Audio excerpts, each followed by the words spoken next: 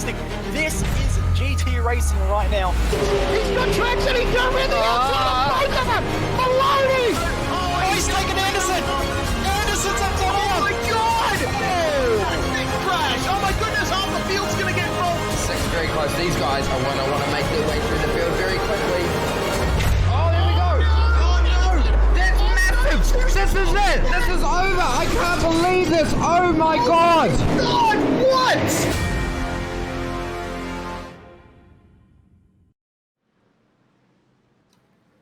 Welcome to a new season, a new challenge. This is Carbon Gaming International GT3 ESeries, brought to you by SimSpeed TV. It's all GT3 sports car action in this 6-round championship we're going to be bringing you coverage of. And we start where it always has to start, with round 1, and that's being brought to you at Sebring International. This is going to be some very exciting, very challenging, and hopefully very competitive GT racing. As you can see, here we are, Sebring for a 90-minute race. Then next week to Belle Isle for a 30-minute plus a 60-minute race. Some varied formats to keep it interesting and competitive in this championship. You can see them there. Then Interlagos for 58 laps. Donington and Silverstone for a bit of a British fling for round 4, 45 minutes each. Then an Italian leg, the same format. And where will we round out the championship? That's not locked in yet, but it's in the hands of our competitors. Speaking of our competitors, they're all out on track right now for 20 minutes of qualifying. I'm David Haynes. Our producer is Jay Kennedy, and joining me from across the ditch, Cam Dance. Cam, what are you excited for in this round, in this championship, and what are you expecting to see? Well, the new season, so it's everybody's guess as to what's going to happen and who's going to take victories and that sort of stuff. It's all pretty much fresh, come out of the box and show what you got sort of stuff. So yeah, looking forward to seeing what happens here and who's going to end up coming away with the first victory of the season. So you can see from the timing there, a 20-minute qualifying session right now. No groups, no qualifying stages. It's all in, all out on track. So finding a bit of clean space is probably paramount right now if you're going to qualify well, and if you're going to finish well. It all starts with qualifying well and riding on board with Job Stewart. He's in the BMW Z4 GT3. All of our competitors had their option of 5 different GT3 vehicles, and Job Stewart has elected for the aging but still elegant BMW. You can see an Audi R8 in front of him. That's some of that traffic we're talking about. The Audi is proving quite popular as well, with the Mercedes, the McLaren, and was the Ford potentially an option, or was it something else, Cam? Do believe you'd be pretty much correct on that.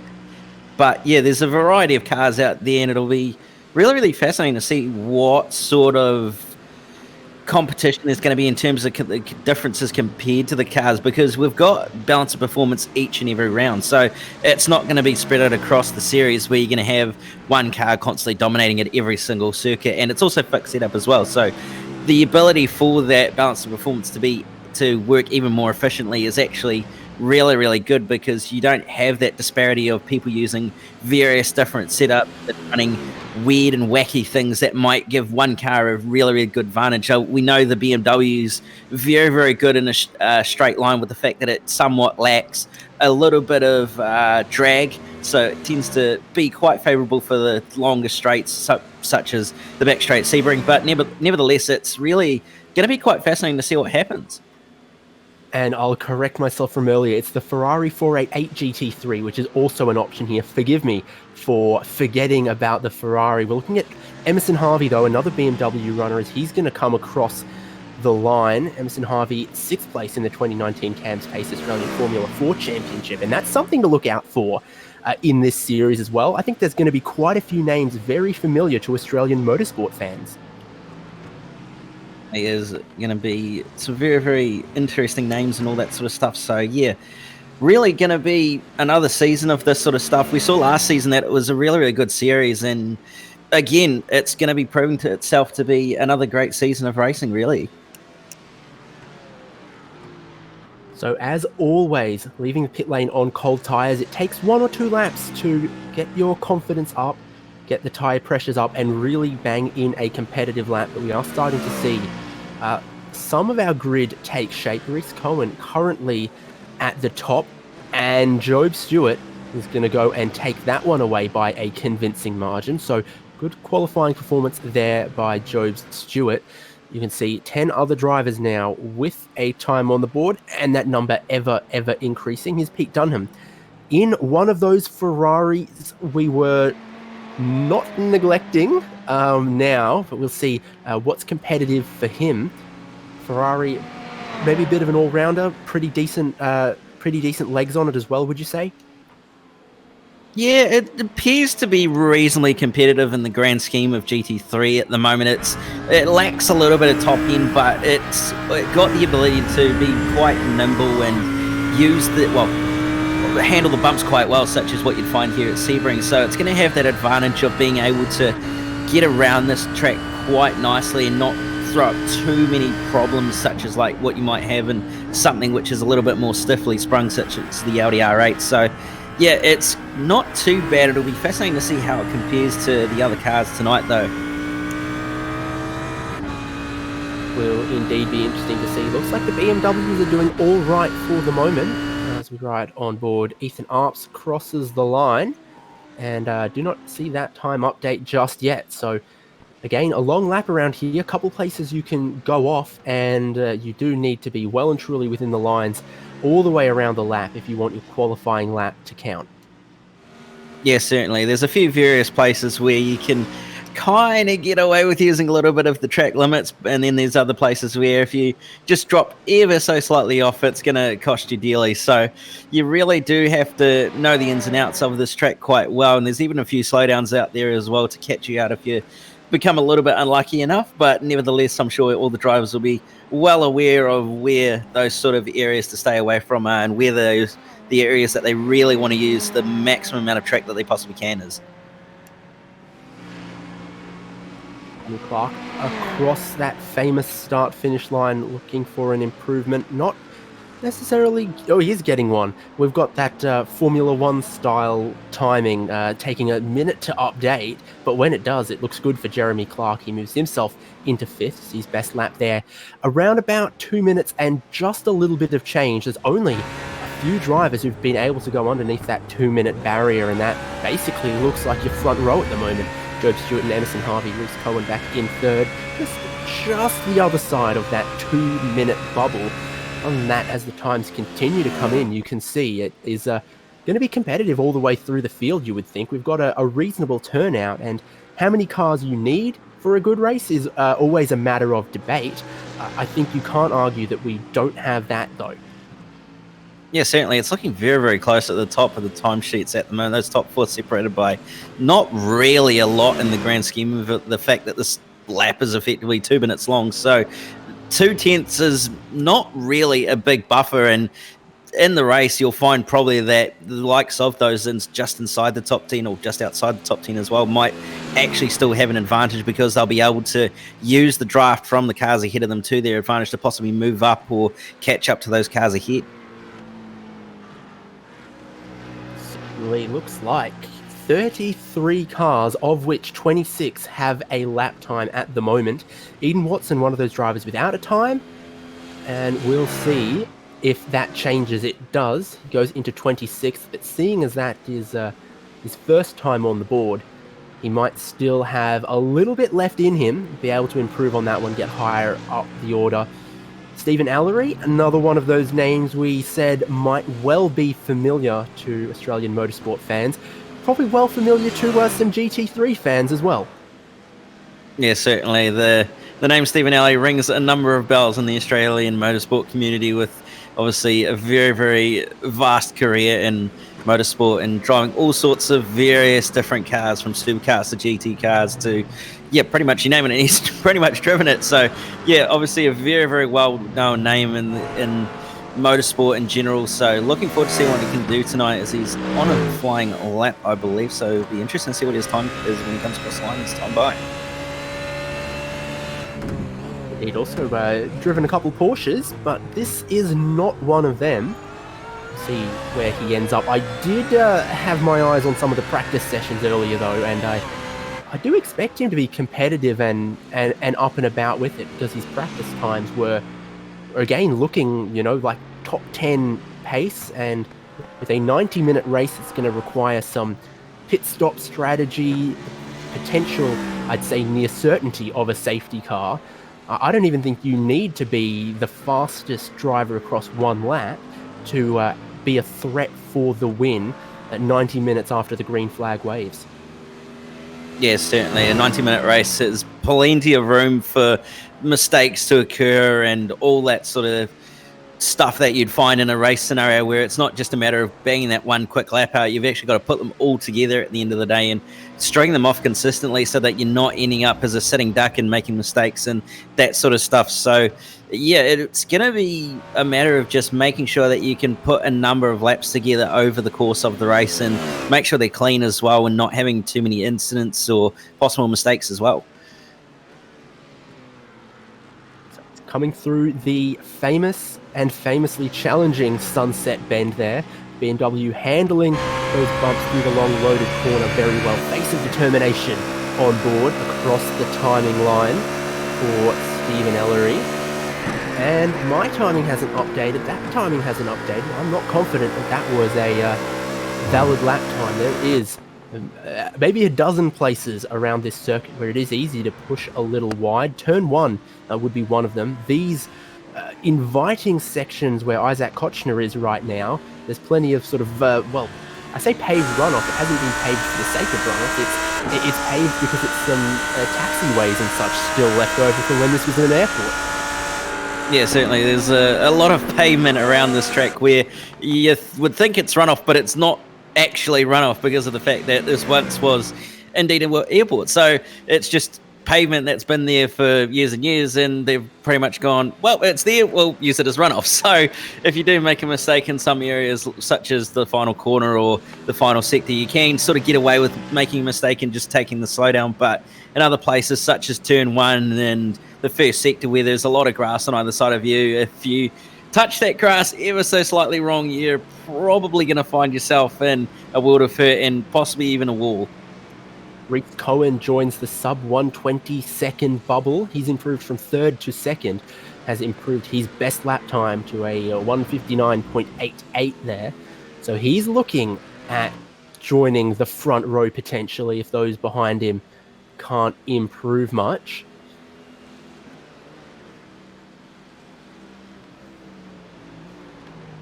Really interesting to see who's possibly going to be able to go below that 2-minute barrier currently, with about 7 minutes left as well. So Joe Stewart laying a smackdown on the entire field. He's just gone and improved yet further. And you remember he was in the 159.8s, he went to the 159.6s, now he's gone to the 159.4s at the top of the timing, setting a yet more challenging task for everyone, including Reece Cohen in 2nd.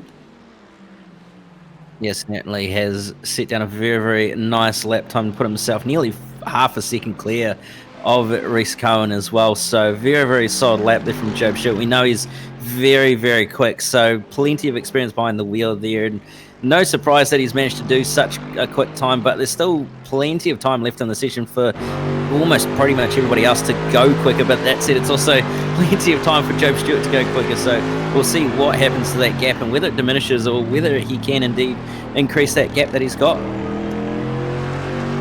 Looking on board here, Craig Gurry in 27th place at the minute, searching for an improvement on that. And one thing I've noticed throughout this session is a couple different ways our drivers are approaching it. Some drivers have been out here for some 4, 5, 6 lap stints. Others sort of leaving pit lane, putting in 2 times laps, and then bringing it back onto pit lane.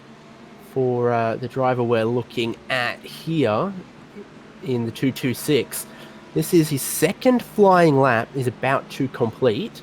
So that's probably about where you'd expect the best performance out of the car.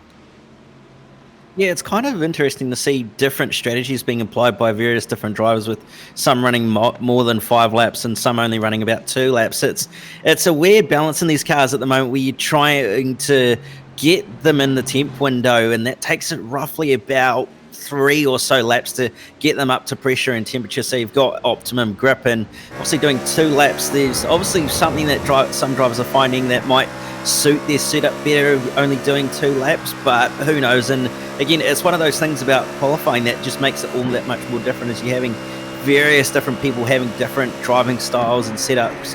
Oh, it's a fixed setup actually, so not quite there, but yeah, it's just one of those strategies that might be something that different drivers are doing. And the other thing is also burning off fuel as well. So some drivers might be going out there just to burn fuel and then later on really getting a red hot go. So we're on board the nose of Michael Spithill. He's left pit lane last lap. This is his first flying lap, and that is one of the places your lap can come unstuck. And well, Stephen Ellery also encountering the same problem, pushing too wide in turn 1, finding the dust, and not only is there an off-track penalty out there, there's just no grip whatsoever to speak of either. Yeah, certainly very, very easy to push a little bit too hard into turn 1 when you're trying to be as quick as you possibly can through there and just clip the grass ever so slightly. If you happen to just be on the throttle ever so slightly, it ends up putting you into a bit of a spin and ending up into the wall like we saw with Stephen Ellery. So a little bit unfortunate for him, but again, it's one of those challenges about this track where you've got to be making sure that you're hitting your marks and not being too eager in places. Second lap of this little run from Ben Blaze moves him up 1 position. So getting towards the end of qualifying here, I'm sure he would have liked a bigger jump there, but an improvement is an improvement is an improvement. He moved from 18th to 17th with that particular time. Richard Skender in one of those Mercedes AMG GT3s. Yeah, I'll see what Skender can About do. to start a flying lap on this one, it looks like to me, and with 3 minutes left on the clock, I think that's some good timing to get in just 2 more laps. There'll still be time on the clock when he gets to the end of this lap, and then he'll most likely have the ability to finish any flying lap he's on, but he's just got just enough time in the session here to begin a run if you still are looking for a better time.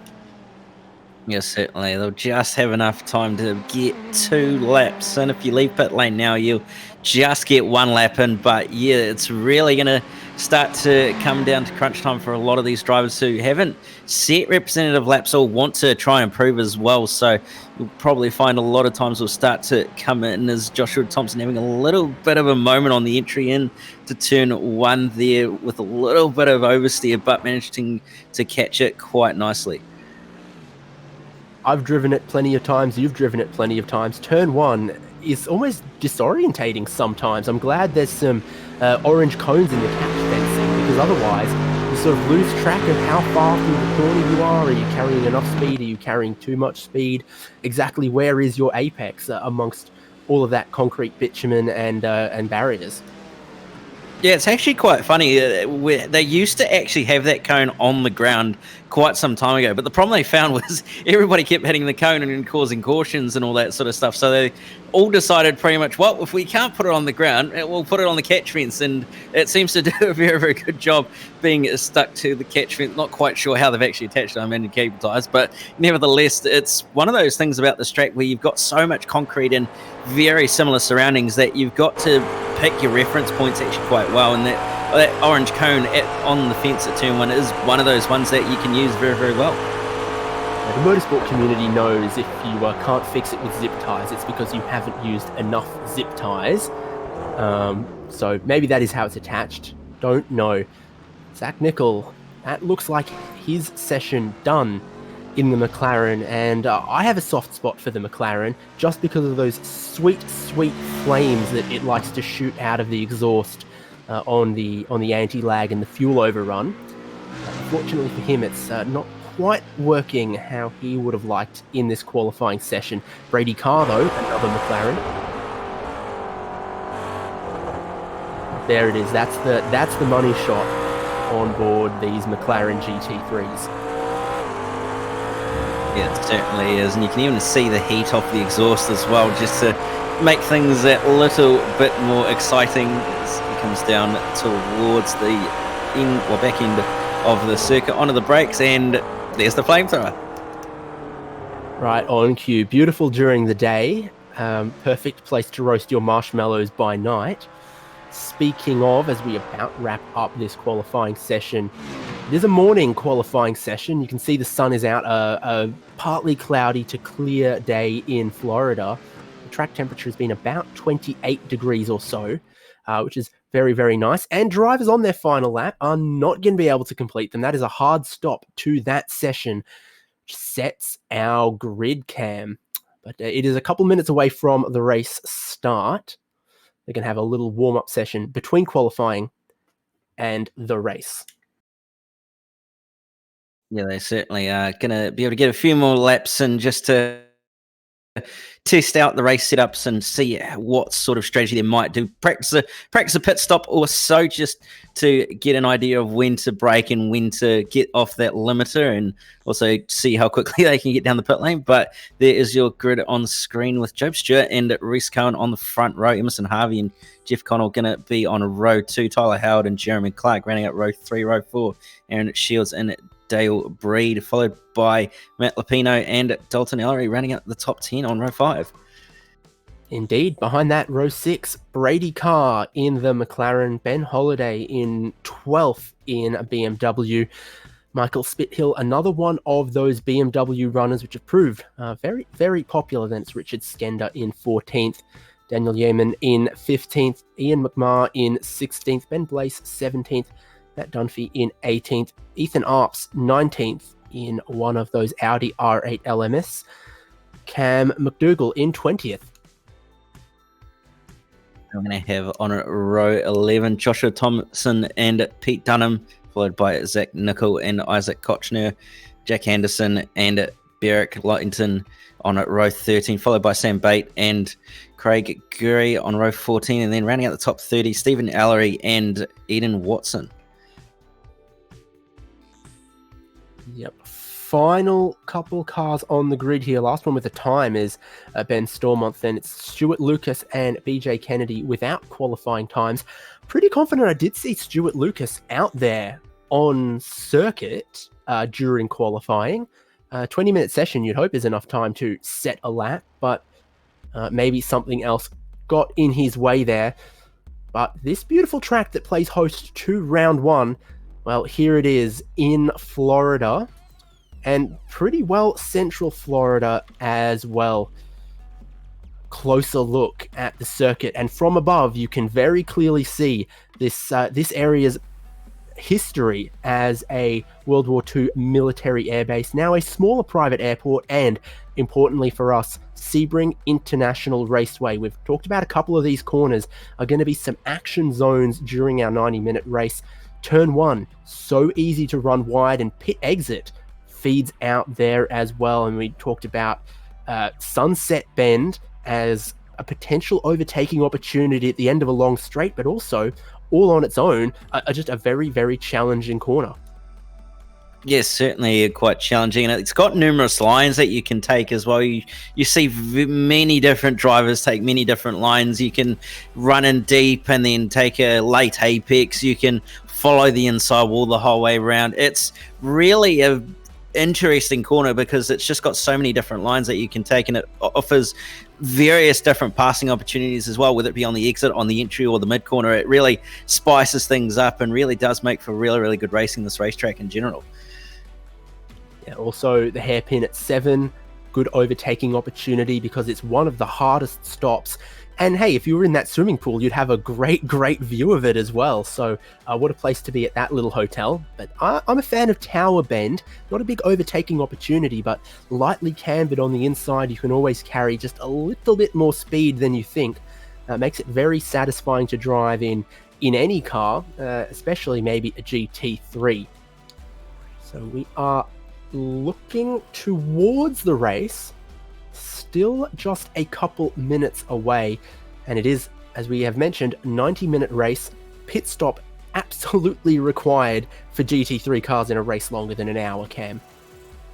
Yeah, certainly. It's gonna going to be one of those factors in this race is these longer races, you have to make a pit stop to take a bit of fuel, and it's really going to mix things up because you're going to have drivers who are probably going to be fuel saving, some who are just going to go flat out from the green light, some who are going to be trying to work a strategy to sort of do half and half, and then there's going to be a little bit of a mix up with possibly a safety car, which some drivers might try to work around if they can possibly time it right. So it's really going to offer up a lot of different strategy choices. And the other thing is also going to be whether drivers take tires or not, because it is 90 minutes, but that said, the tires can last long enough if they can drive it nicely. So we'll see what happens and whether there's any sort of different tire strategies possibly coming into play as well. Yep, and here's one to look out for as well. We've put our hands on our hips and done the time warp from the morning qualifying session. We're now looking at a race start in the early afternoon. Track temperatures, as we talked about, with that beautiful Florida sun high in the sky, have done what you expect. They've gone from about 28 degrees Celsius to closer to 45. What effect is that going to have on pit strategy, on tire life, and even just car drivability? Yeah, that's going to make it really, really tough on the tires, especially with the fact that the track's going to be really, really warm. So tire wear is going to be probably quite high. So probably going to see drivers taking tires, although who knows? But yeah, it's going to make it quite difficult to manage the tires. And then also the fact that it's going to be a hotter track as well is going to make it really, really greasy and slippery. So you're going to be fighting grip and also tire life at the same time. So we'll see the better drivers probably come out of this one at a good, well, in a good position. And yeah, looking forward to seeing what strategies get thrown up. So a rolling start is what to expect. Some troubles though for our competitors. Might see this start aborted, and that is probably going to create a delay to proceedings. Yeah, it certainly will with this current situation, but nevertheless, once racing gets underway, it'll be very much all about seeing who ends up where and what's going to happen from that point onward. Indeed. So intrigue and maybe a little misstep for round one here. Qualifying was certainly exciting. A lot of promise for this season. While we rustle the competitors together and get ready for proceedings to properly get underway for the race, we're going to take a break here on SimSpeed TV, step aside for a moment, let the series admins corral the competitors and get us underway for a race in not too long.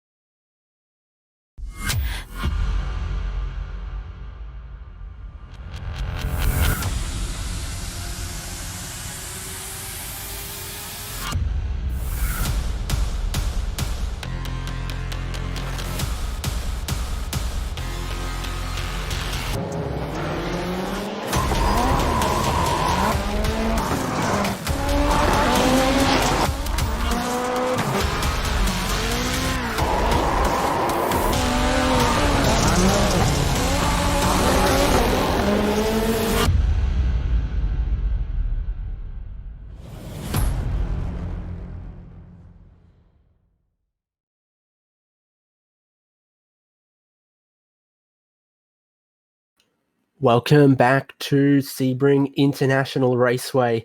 Slight delay to the start of the race. Some of the spectators hadn't properly secured their pop-up tent beside the circuit and had blown onto the racetrack, but the brilliant crews here have cleared that one out of the way, Cam, and in not too long, we should be already all set to get racing. Yes, certainly it will be ready to go back racing again after a slight delay, but nevertheless we'll get underway very, very shortly and get this one going. And too much anticipation can be a bad thing. I am just personally itching, ready to get racing. I'm sure our competitors all feel the same, and their patience is as appreciated as yours is. Just give us a little bit more time to talk about this circuit, because it has no shortage of corners. It's quite a long lap, as we said, 2 minutes in these GT3 cars. Yes, certainly. It's probably one of the longer laps that you'd find on a GT3, well, in a GT3 car outside of something like Le Mans or Nürburgring or that sort of stuff. And you don't really think Sebring's that long of a lap either until you actually do it and then see the lap time, because it's not actually that physically long. So it's one of those strange tracks where you drive around it and you go, that wasn't too bad, but then you actually think about it in terms of doing a number of laps consistently and you go, this is actually going to take some time. So it's while it does take some time, it's actually fairly enjoyable because of the fact that it's got so much character around this track with the bumps and fast corners and slow corners and all that sort of stuff that just makes it really, really cool to drive. Yeah, every corner definitely has its own character. We've touched on, turn one and its traffic cone affixed in the catch fencing to help you find your turn-in point. And you've got the next little sector that comes up there, so turns 2, 3, and 4 it sort of is. And those are 3 corners that really flow into each other, and you need to set up a good exit off them as well. Yes, certainly. It's really a track that rewards you in thinking corners ahead of where you are rather than focusing on the corner where you are. So it's just a matter of focusing on getting that run out of the corner onto these straights that there are, and then positioning yourself in a way that then advantages you for that next section of corners where you're going to be able to come out the other side in front of the driver that you're battling with, because it's very, very easy to go, okay, I'm in this position at this corner and I can get a run on him, but then I can throw it up the inside at the next corner, but then he's going to pass me back at the next straight. So it's really does make it quite good for racing with the fact that there's long straights to draft, and then also those various flowing different corners to help passing, and majority of them you could probably go 2 by 2, if not the whole track. So yeah, it's really, really good. All right, here we are, race not far away, and in the process of clearing the debris and rubbish off the track, they also lost the qualifying sheet from our 20-minute qualifying session that we run. So it is now a 1-lap shootout right now to determine the new starting grid for this 90-minute race. If there was pressure on them in that 20-minute session, well, what about in a 1-lap shootout? And again, we're not even sure that the first flying lap will come around to your tyres are properly warm yet. Yes, certainly. That 1 lap is really going to spice things up with the fact that you're going to be on cold tyres. So your outlap and using that to warm the tyres up and get them up to temperature is going to be even more important, because you know that you're not going to have any other chances to warm them up or get them up to pressure. You've literally got to immediately get the green flag and then go straight into hot lap mode. You don't really have that ability to have any brakes or anything like that.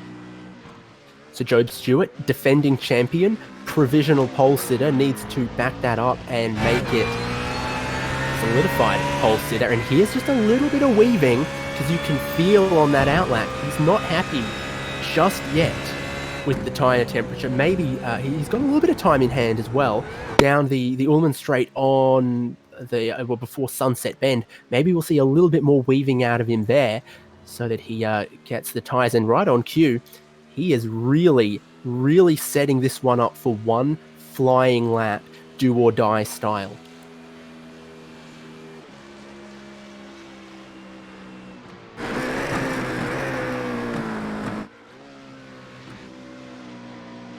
So 1,000 lines through Sunset Bend, and there's one of them you've got to pick when you're starting a flying lap. That's probably a late apex, early throttle. Timing begins now for Job Stewart as he almost gets to 6th gear, but just holds it in 5th for turn 1, right up against the concrete for his apex. Keeps it on the track, tracking out towards the exit. Now another hard stop, 5th gear down to 2nd. Is the one we were talking about. You've got to set up one apex to the next, to this apex here that determines your speed all the way through the big bend and down towards the hairpin. And that's also important in the race because this is your hardest braking zone of the lap here, and also a very solid overtaking opportunity. Job Stewart has the car positioned where he needs, slowed how he needs, hooks the inside tyres to the dirt on the apex there, powers out. Traction is normally pretty good in these BMWs as well, Cam. Yeah, it certainly is, being that the fact that they're front engine, so they've got the ability to get on the power reasonably well, not struggle all that much. But that said, there is also that fuel to help them with that ability to get the power down as well. So it's really quite an interesting car to drive, and its short wheelbase makes it quite similar to, I guess, an open wheeler in some respects, but nevertheless, Joe doing a fantastic job at the moment. Laps looking reasonably clean and reasonably quick as well. He's not made any mistakes, and he's just focusing on those exits and getting some nice runs through some of these corners as well. You could tell he was pushing it through tower turn as well, just a little adjustment on the steering wheel to keep the car pointing the right way as he put the power down. And one corner left. Cannot afford a mistake here, turns it in early, continues to slow the car, brings it back around for an apex at the concrete wall, power down to the line. 20-minute session, he had the goods. What about in this one lap shootout? Job Stewart goes to the top as all of the times come tumbling in, and it's very similar actually as Reese Cohen is in 2nd. It's only half a minute left for these remaining drivers to put in their one-shot lap. Yeah, there's not too long left in the session, but nearly half the field is put a lap in it at least. So everybody sorting themselves out in the order. A couple of drivers probably going a little bit quicker than they had compared to the previous session as well. So good to see some improvements and moves and shakers in the field currently as well in this field. William Yarwood coming across the line. He is going to finish his lap, and that will be the end of qualifying. Last man across the line, William Yarwood, and then we look again at our adjusted starting grid, and it hasn't really been adjusted a whole lot at the top. Job Stewart still in the 1:59s, your pole position man, starting from the front row of the grid with Reese Cohen in 2nd, Jeff Connell in 3rd, Emerson Harvey to 4th, Matt Lupino 5th, Jeremy Clark in 6th, Richard Skender in 7th, Aaron Shields in 8th, Tyler Howard 9th, Michael Spithill rounding out our 10. And you're going to have Ian McMahon and BJ Kennedy on row 6, row 7, Brady Carr and Daniel Yeeman, Ben Holiday and Cam McDougall rounding out the top 16, Zach Nickel and Matt Dunphy on row 9, and then rounding out the top 20 on row 10, Ben Blass and Jack Anderson. 21st in that qualifying session was Stephen Ellery, Sam Batty in 22nd, Beric Linton 23rd, Stuart Lucas 24th, Isaac Kochner in 25th, William Yarwood we saw in 26th place, lucky across the line in time, ahead of Eden Watson in 27th. Drivers who weren't able to put in a single shootout lap, Dale Breda, Pete Dunham, Ethan Arps, and the remainder of our grid, Joshua Thompson, Dalton Ellery, Brad Hayes, Craig Gurry, and Ben Stormont.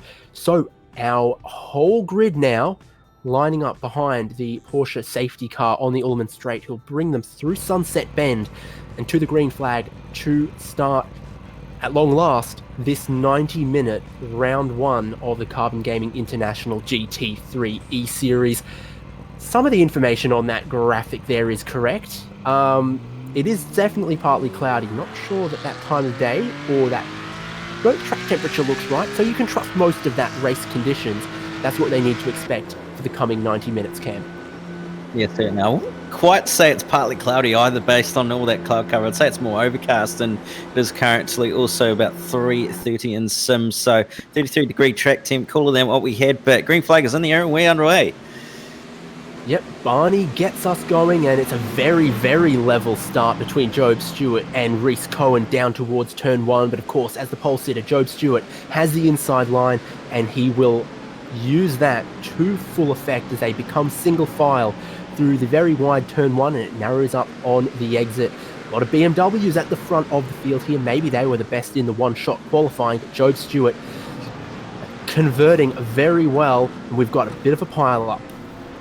Yeah, a couple of drivers coming together just in the middle of the pack and quite be able to see who that was. Michael Spithill involved as well, facing the wrong way. Oh, and he's just been nailed as well by Stephen Ellery. Yeah, indeed. So at least 3 or 4 significantly damaged cars at the start of a 90-minute race.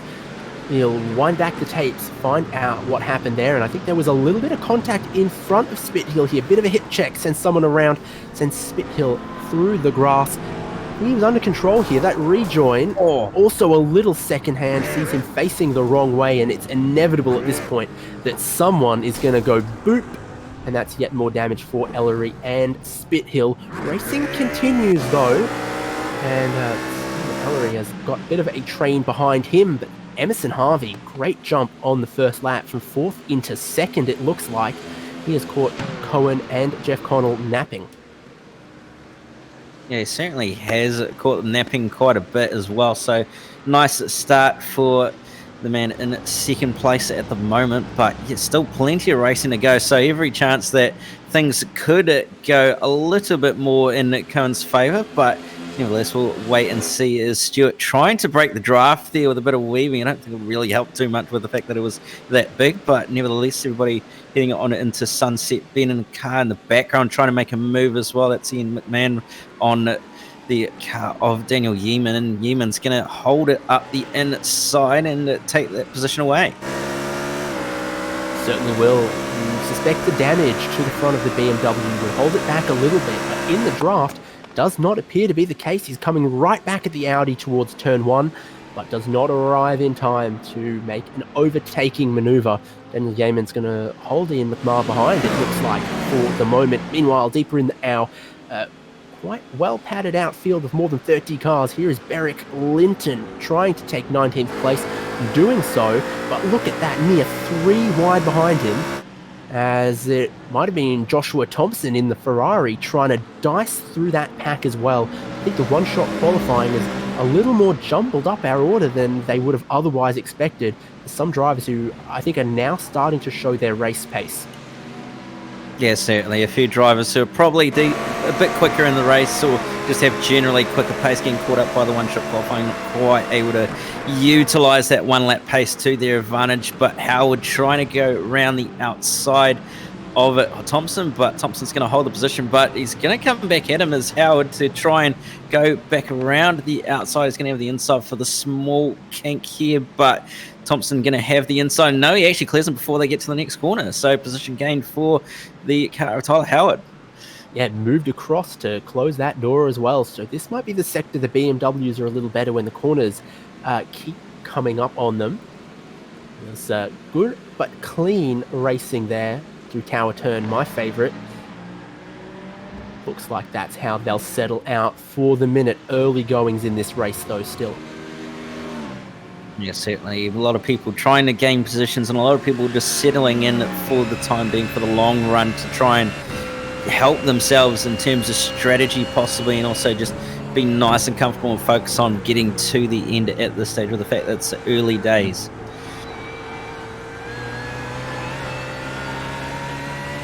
This is a battle that, well, looked about like this about a lap ago. Closing on Yeaman down the straight. This time he's a bit closer, he'll have a look, but not close enough. Once again, there's a traffic cone at the top of the catch fencing. this really looks like the Audi is just running out of steam at the end of the longer straights. It doesn't quite seem to have the punch that the BMW has on those straights, but it can definitely do quite a good job on the exits of the corner, as we've just seen Yeeman pull a little bit of a gap on the exit of the first sector. So it seems to be an obvious case of what's strong where and what's got a little bit of a disadvantage in different places. We've got a modem simulation replay of Dale Breed coming through turn 1, runs a little bit nearly onto the grass, and there's going to be cars behind him dicing left, right and centre. Stuart Lucas involved in that as they come through, and they're just going to take 3 spots off him. Yeah, Lucas, well, and that's what happens when you race close like that. Someone went to the inside of him turn 1, he got held out wide, someone else stepped through that same doorway again until Stuart Lucas found himself losing 3 positions in the first sector of the lap. It's no embarrassment this early, just to keep your car clean, I think.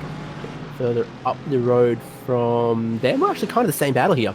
Jack Anderson and Blaise very, very close. Mercedes versus Mercedes battle here. We look on board with the pursuing Ben Blaise. Yes, certainly. And you can see him trying to position himself and even going down again to try and get the bottom end off the corner. A little bit of a slide on the exit, but he's got a pretty solid run and tucked right up in behind in the draft nicely to try and make a move. He pokes the nose out, not quite close enough to make a move at this stage, but decides to send it up the inside anyway on the way into the corner. And again, that corner showing that it's very, very easy to launch one up the inside. I don't think it's easy. I'm just confused how that one worked. A great formation flying between these guys. That didn't end in catastrophe there. So position gain as they continue to work together against some of the cars around them, I would think. Yes, certainly some of the drivers will be indeed working in unison with each other to try and catch the bunch ahead, and well, in the cars ahead as well. So it's going to be a little bit of gamesmanship going on to try and work together, but nevertheless, you're going to see some interesting moves at some various points, as Ben Honda's going to have his hands full at the moment with Cam McDougall, who's putting quite a bit of pressure on the back of that BMW. I think it might be a kit car, just looking at the livery for Ben Holiday, but he is under all sorts of pressure from Cam McDougall here as they battle over the top 10. Both these guys have had a pretty reasonable start to their race. They started 15th and 16th, now they're battling over 10th and 11th. So it's the same battle from the start of the race. They qualified next to each other. They've just moved up the order a little. Yeah, they certainly have done a pretty good job working together to move up the order and gain a few positions to be just inside and just outside of the top 10, as Holiday runs a little bit deep into the corner and has to causes McDougall to check up, and McDougall not quite going to get the exit onto the back straight as well, so Holiday going to be able to pull it ever so slight gap, and if they're not careful, they're actually going to have Matt Dunphy's not too far behind as well, so to catch up and get involved in this little battle. And here's one thing to keep in mind as well, the fixed setups in this championship.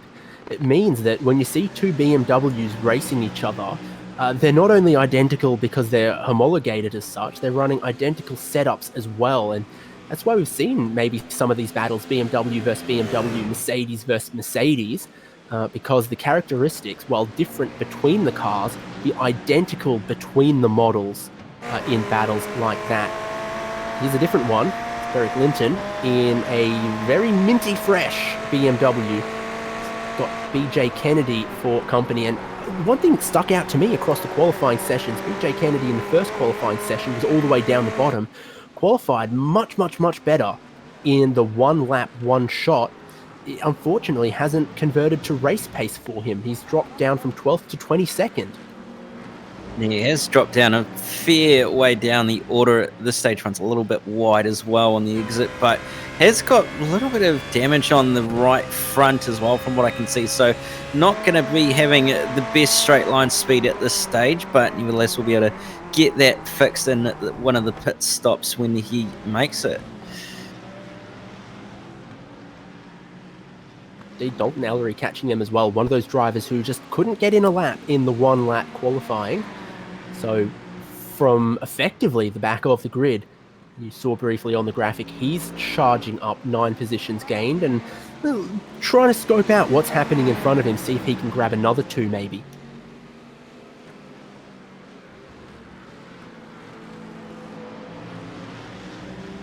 Good stuff here as they pick different lines with their the different characters of their car. Still close racing.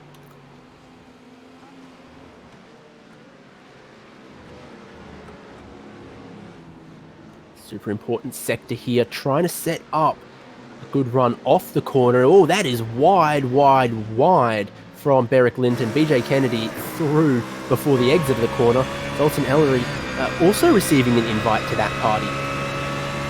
Yeah, certainly. He's going to look to put a move on BJ Kennedy here up the inside into Sunset. He's going to be just up alongside enough, but that outside line is going to prove dividends for BJ Kennedy. He's going to manage to pull away from Dalton Ellery, and Berwick Linton not quite going to be able to get a good enough run, but just holding station for the time being behind Dalton. And that's what's tough about Sunset Bend. The inside line's the shorter run, but around the outside might be a little less bumpy. Certainly worked for BJ Kennedy, had a lot of speed up there. It's kind of like a dirt oval sometimes. Yeah, it certainly is. It's one of those corners where it's not always the shortest way around the racetrack that ends up being the quickest. So it is obviously one of those corners where it just makes it that much more interesting and doesn't make passing a little bit more difficult. But if you can get it up the inside enough, then it's not really too much of a problem. But here's our hardest charger, Dale Breda. And here is how he got past Matt Dunphy. He was up 15 positions until this moment, and here is how he got plus 16. Well, I was talking about, invitations and parties. That looked like a gift. Yeah, it looked like it was handed to him on a silver platter, that one, by the car that he was going on by. But nevertheless, he's going to continue on as Dale Breed, and he's not too far off the back of McDougall and Holiday as well, in catching them actually at a reasonable rate of knots as well, too. 1.9 that last time by for Breed, whereas it was a mid 203 for Holiday and McDougall. So quite the pace differential between those 3 cars at the moment, and you might find that they will be on the back of these 2 in no time. I think that 313 was one of the cars with no qualifying time, so he's started on the back foot, moved forward, and there is plenty of time still for moving forward, unless you're Joshua Thompson. He's going to need some Ferrari spare parts for that nose. That is a significant impact. Was it with another car? Was it with concrete? I think concrete most likely, but here is that 3 apex section that leads to the Ullman Straight. This is one that we see quite often, I think, at Sebring, out onto the grass, car loops around, finding the concrete on the inside. Everyone, those RVs had a good view, but it was not a pleasant view for Joshua Thompson, who is on to pit lane now. Cam, I'm going to ask you maybe a rhetorical question here. Is he going to make it home from this pit stop? It's a good question. Probably not. I'd hazard a guess, but yeah, that's not too ideal for Thompson, as he's going to have to get those repairs done, and he was actually not too far away from getting the tyres instead of the concrete wall as well. So a little bit of bad luck there to end up getting the concrete instead. But currently, Dalton Ellery, BJ Kennedy, and Stuart Lucas all heavily battling at the moment, and Dalton Ellery going up the inside, well, holding off the position from Stuart Lucas, who tried to go around the outside but just couldn't quite make it work. 14th, 15th, 16th, 17th, all battling here. Sam Batty with a charging Ethan Arps behind in what looks like a very recently delivered Audi R8 LMS. No time to put any stickers or wraps on it. And it's still working, though. Yes, certainly is, as he has a look up the inside, and Tyler Howard also making some decent moves in the previous corners. So he's on a charge at the moment, and he's going to probably look to make a move on Ethan Arps as well with the run that he's got on to the back straight. Looks like it's a decent run, but not quite going to be enough. But Arp's going to look to the inside of Sam Bates, and he's going to clear him well before they even get to the corner. And Howard's going to even go on by as well. Big move take two. from third in the train to get to the head of it there from Tyler Howard. I think he was one of those drivers who got pushed around a little bit on the first lap. So there's a few drivers that have made big moves up or down the field from their qualifying position. We're looking at two of them. Tyler Howard was -7. Ethan Arps is +15. So they started a long way apart on the grid, but now together on circuit. Yeah, they certainly are, and very, very nice move before at sunset bid by Tyler Howard to get 2 for 1, but he's still got I know company. what the play is going to be. We were looking at Dale Brader earlier, and, well, our eyes were away. Just 2 tires in the dirt, massive tank slapper, and that is a hip and shoulder that did not work against an Armco wall. So one of the drivers we were keeping an eye on earlier for a good battle. Here is what I was talking about. You can lose track of where you are in the corner, pushed a little wide, and with that much steering angle on, the outside tire in the dirty stuff has snapped that car around. Yeah, it certainly has, and done a fair amount of damage, almost identical to what we saw Stephen Ellery do in the first qualifying session, and unfortunately he's had to take a tow back to pit lane, as Dale so's not going to be having that great of a race, unfortunately, with the fact that he's going to end up going a lap down, but nevertheless was doing a really good job up until that point. But Ben Holiday currently has fallen behind Cam McDoo. He did make a mistake earlier on, so we'll see the move happen again as well, so side by side through the back end of the circuit, and McDougall will go on through easily. Yeah, in the corner you often see someone run wide, particularly in a relatively high performance GT3 car, but there you go, that's how that move took place. What about this one in progress? Matt Lupino, I think it was Jeremy Clark as well there, and Jeremy Clark gone and taken a spot from Matt Lupino in turn 1, just showed the nose a little bit, and then I think just tricked Lupino into running a little wide.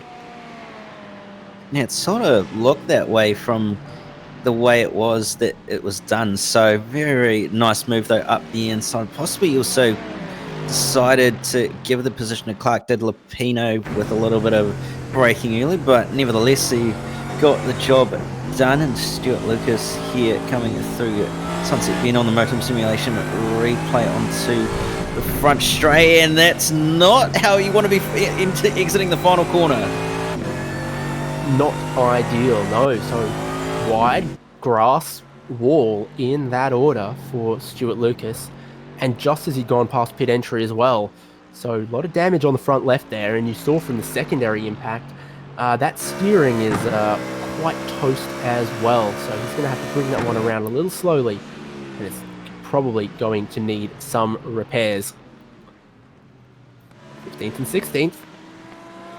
Sam Batty under pressure, and Blaise bringing that Mercedes forward. Yes, certainly is bringing that Mercedes forward as Jack Anderson just behind this little pack as well, and he's not doing too bad for himself. He's up from 20th on the grid, and Ben Blaise trying to make the Mercedes work against this BMW of Sam Bate as well. He's doing a reasonably good job. It's a little bit deep there to help the Mercedes behind, but Blaise going to try and set up the exit here, and he's done quite a nice job as he's now all over the back of that BMW as they head down at the back straight. He's going to get full effect of the draft. Certainly is. Looks like he's struggling to catch though. We've seen big moves down the inside at Sunset Bend before though. This isn't going to be one of them, but the pressure is on. Car rotates a little easier through the middle. What about towards turn 1? It doesn't quite look like he's close enough for turn 1, but he's probably going to be close enough at least, and he gets very aggressive on the way and nearly ended up clipping the wall. Had to open the steering up actually to avoid hitting it, so very, very committed on the way in to turn 1 was Blaise, and nearly made a meal of it in the process. Yeah, turned in too early, and as you say, Tried to apex before our good friend the traffic cone, and it did not work for him, but he has gathered it up. This is a good run. Big bend down towards the hotel and the hairpin. How much do you trust your ABS? Quite a lot if you bend Blaze, and I think he has just been aggressive enough, elbows out enough there. He has got the spot now. Yeah, easily up the inside, and Bait possibly flinched a little bit as well. Wasn't possibly expecting the move from Ben to happen, but nevertheless it was let him on through, knowing that he's probably slightly quicker as well. So not going to be a bad idea for Sam to follow Ben on through and use that nice big draft hole that Mercedes is creating. Dunham and Beric Linton. Very similar move, isn't it? We mentioned that, the biggest braking zone on the course, and it is lending itself to the Brave forcing their way through. Yeah, the front brake discs on majority of people's cars is definitely getting a workout today at that hairpin, especially with the fact that they're using them to full effect to brake as late as they possibly can and get up the inside. So that hairpin, again, showing why it's very, very good opportunity to make an overtake.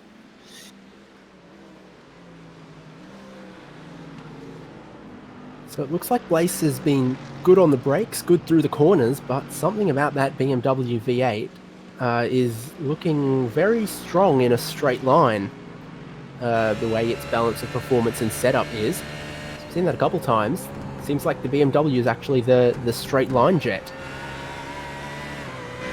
Yeah, seems to be the case at the moment. We did mention earlier on that it does seem to have an advantage in terms of its drag performance, so it's able to have a little bit more punch in a straight line compared to the other cars, but nevertheless it's still getting a run for its money in various different positions by different cars throughout the field, with the likes of the Audi and Ferrari taking the fight to it, as well as the Mercedes. But that's very late on the brakes into the hairpin by the BMW there. He starts a bit of a Florida traffic jam as well as the car behind. Jack Anderson, I think it might have been, had to slow it up a little bit. Oh, here is a replay for Isaac Kochner. Laying down the rubber. Oh, no. Oh, goodness. Does that speak for itself? I think it does, and it's probably fair to say that's not one of the best rejoins I've seen. No, these cars are equipped with a reverse gear in their sequential gearboxes. Can help you get facing the right way. And I want to say maybe Brad Hayes has picked up a little more aerodynamic and steering damage since that, because it's gone from a little clip to a bigger problem. Here's Howard and Holiday. Howard to the inside. Holiday going on a slightly longer trip. And I think Howard's got that. Yeah, nearly held it around the outside, did Holiday, but he's now tucked in the draft of Tyler Howard's BMW, and he's going to possibly look to make a move at turn one. No, not quite, but it gets very close to contact and has to bail out of it and run very, very deep and onto the grass. Well, you've got sometimes slightly limited visibility at the best of the time in a race car. We've seen a couple times now going in towards turn one, right up behind another car.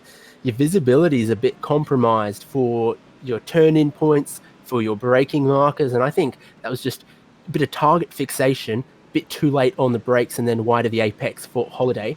And fortunately it didn't end in a bigger accident, but here's what it looked like from the helicopter. Yes, you can see he's just closing and closing and closing, and I wonder if he just misjudged Tyler Howard's braking point and thought he was going to go a little bit deeper. So very, very lucky to get away with that, not cause a bigger incident. But yeah, it's one of those things about racing close, well, nose to tail, that you have to be aware of, is that the guy in front of you may or may not brake slightly earlier than you think. Yep, of course. So, bit of a recap at the pointier end of the field then. Job Stewart leading handsomely over Reese Cohen, but then in third and fourth, Emerson Harvey coming back under pressure from Jeff Connell. Yes, certainly is, and looks like Harvey actually has a little bit of damage to the front end of his car as well, which is a little bit odd. He might have made contact with someone in the lap previous.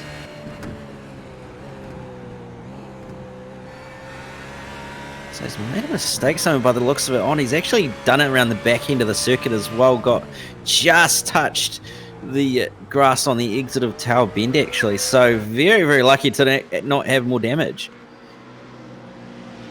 So there we have it. Bit of drama in the top four. And we are going to find the replay of that one. You've already had your eyes on this one, Cam. So, I mean, tell us again what you saw. Yeah, it's just coming through Tower Bend, probably a little bit too aggressive on the exit of the corner on his throttle application anyway. Fine through the first two corners, and then comes up to the right-hander, looking nice and dandy, very clean. Gets the apex there, and then just touches the grass, gets a little bit of a wiggle on, and just brushes the Armco, and then a little bit of a hop over the grass as well to damage that front end a little bit. Yeah, wow, again, just the tiniest bit of contact with the grass over the far side of the curb, and what a wiggle it was. He also found a couple of bunny hops there where the one of the shorter layouts deviates. So that dropped him from second, where he was, back into third, now under pressure from Jeff Connell, and the consequence, it's let Job Stewart a little further off the hook as well. So of quite significance amongst our top four. Yeah, it's certainly taking the pressure off Job Stewart at the moment. He's got a nice, decent lead compared to Reese Cohen in second, and then obviously you've got that battle for third and fourth between Connell and Emerson at Harvey, and Harvey actually done a reasonably good job to hold off Connell as well. The fact that he's got a bit of damage compared to Connell, Connell, who's got a clean car as far as I can see, so he's going to be hampered in a straight line, but still doing a reasonably good job as he runs a little bit wide, does Harvey, and nearly open the door for Connell to make a move, but not quite big enough to take advantage.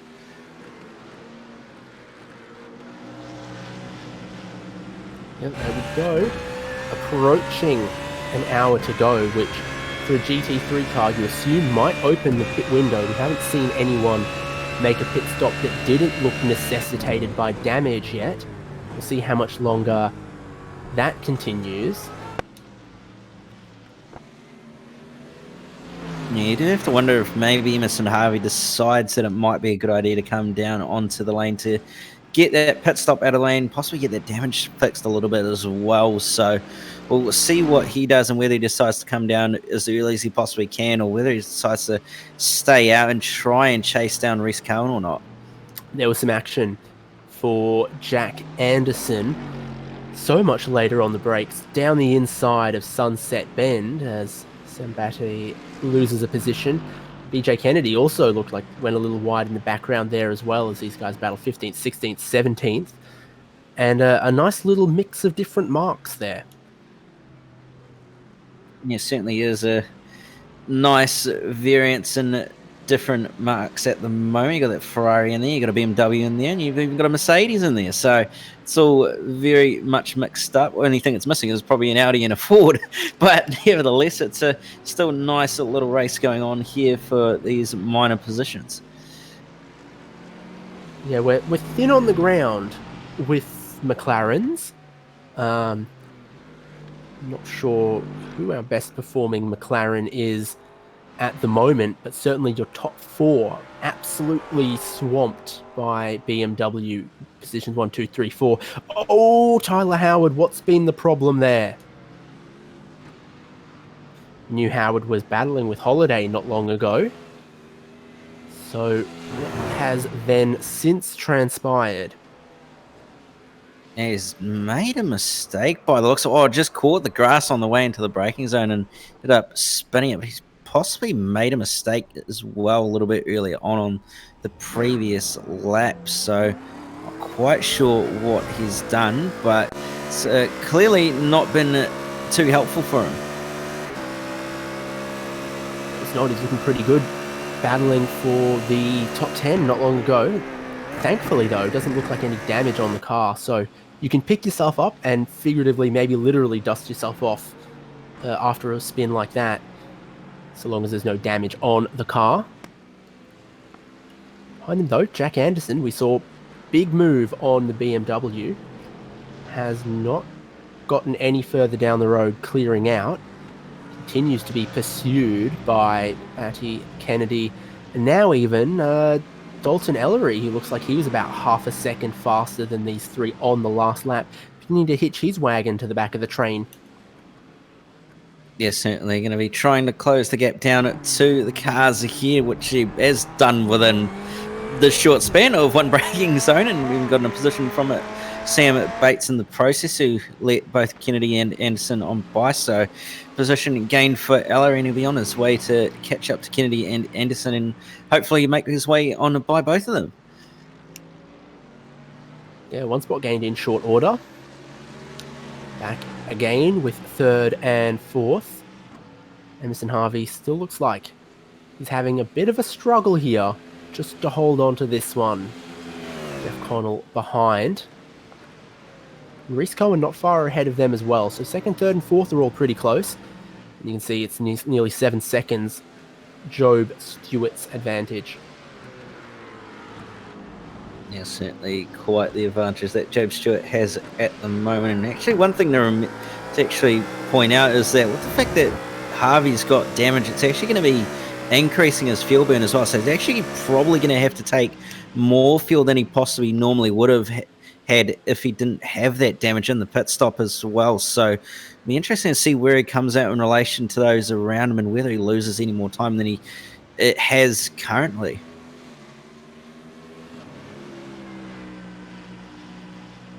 Also, a little drama behind where we were looking earlier. BJ Kennedy gotten past Jack Anderson, and now Dalton Ellery to the inside of Jack Anderson as well. So chopping and changing all of the positions. Dalton Ellery deep into turn one and nearly ran wide as well.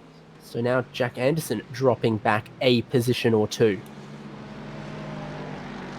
Yeah, he's starting to drop down the order a little bit as Anderson. Wondering if he's just possibly started to overuse those front tyres just a little bit on that Mercedes. I know it's got dinner plates for brake discs, so it's very, very easy to overheat those front tyres and then end up with buckets of understeer. So it'll be interesting to see how he goes over the next few laps and whether he's going to be starting to struggle a little bit more. But nevertheless, it's still going on between Tyler Howard, who's trying to find a way on by Ethan Harps after that earlier mistake. Looks left, looks right. There's no gap to go on through and has to sit station for the time being.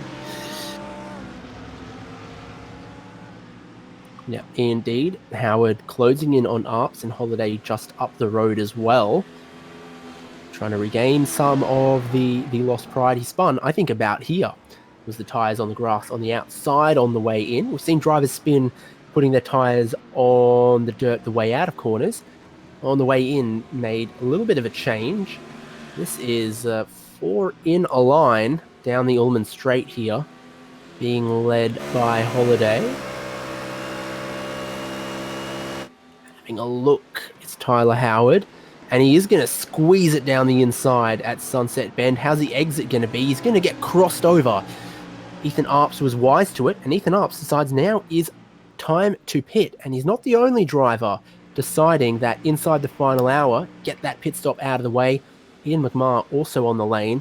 Looks like scheduled service, best I can tell for those drivers. Yeah, it doesn't look like there's any damage on Ian's car at all, so would be scheduled pit stop as far as I can see. So going to be interesting to see what happens from here on out and whether they've actually taken tyres or not. It doesn't look like they have, so they've only put fuel into the car to run a single set of tyres for this. And bear in mind, there's still possibly going to be a safety car as well. So those who have pitted are going to be in a nice spot come that situation.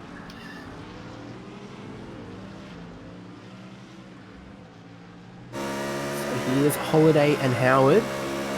Every good battle maybe deserves a sequel. Howard's done this before. He's down the inside, but not enough, little bit of a tap there. Nearly going to be side by side once again. Holiday says, not you again, and Howard says, I've done this before. Wide for Holiday, missing the apex at Tower. And car off the circuit. Is that Stephen Ellery in front of them? It was indeed, and that was very, very lucky for Tyler Howard, who had to take evasive action, and that was not the rejoin that we expected to see from Stephen Ellery, as he nearly actually took out Dale Braid as well. So very, very lucky there for all those drivers to miss Stephen there. Oh, you see it from that angle. It's sickening. He was nearly broadside as they were approaching him too wide. But back on the live pictures, everyone from the top 10 on pit lane. That is interesting. Joe Stewart out, still in the lead of the race. And I'm seeing tyres for some, but maybe not for all, Cam. We need Shea Adams so desperately.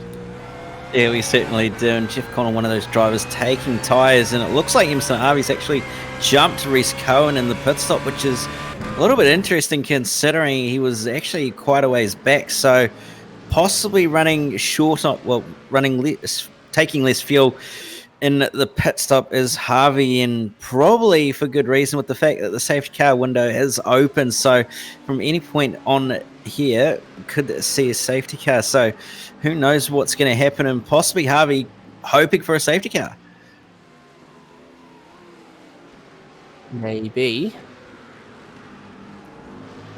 Derek Linton there. They go on past, but a lot of pit stops from almost everyone. This looks like how far they've gone since the start of the race. Fuel only has been the prevailing wisdom, but there are one or two drivers I can see have bucked that trend. That would be Jeff Connell, Cam McDougall, and Ben Bless, for example. In fact, a few drivers further down the order taking tyres. So if we got a safety car now, I think the drivers who did take tyres would end up looking quite smart. But otherwise, it is an extra 25, 26 seconds to your pit stop to fit that new set of tyres. I'm not sure you would otherwise, in other circumstances, be able to claw that back. Yeah, it's a little bit interesting to see the fact that some have taken tyres and some haven't. And like I said, that safety car could indeed play havoc with it with strategy a little bit. And that if we get a safety car, it's really going to help those who have taken tyres. But that said, there is still 50 minutes left in the race, so they could have better tyre, or use those newer tyres to their advantage come the later parts of the race. But track is cooling pretty quickly as well, so might not be too bad for those who haven't taken tyres. Yes, certainly we're not talking about hours and hours of race length, and it hasn't been super hot, super hard on the tyres, and the GT3 car can certainly look after its tyres a little bit better than supercars can, than some open wheelers can. Look at Yeaman and Jeff Connell, 7th and 8th. And it was fuel only for the Audi, and this is the highest placed of our drivers who took tyres behind. They'll be cold initially, but once they come in, they'll be better, especially if you're driving a car that wears off the rear tyres or the front tyres unequally.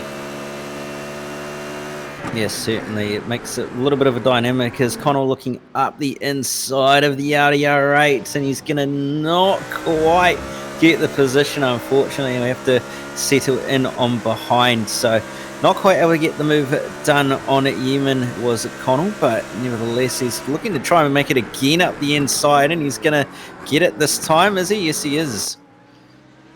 Yeah, in a little bit hot, but made it work in the end. Very determined to get past.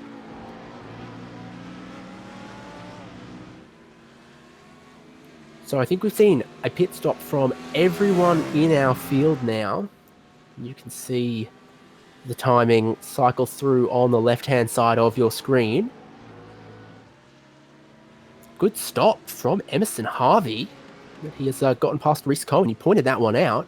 And I'm seeing very similar pit stop times between them. So it might just be how aggressively they attacked the pit in, how good the in-laps were.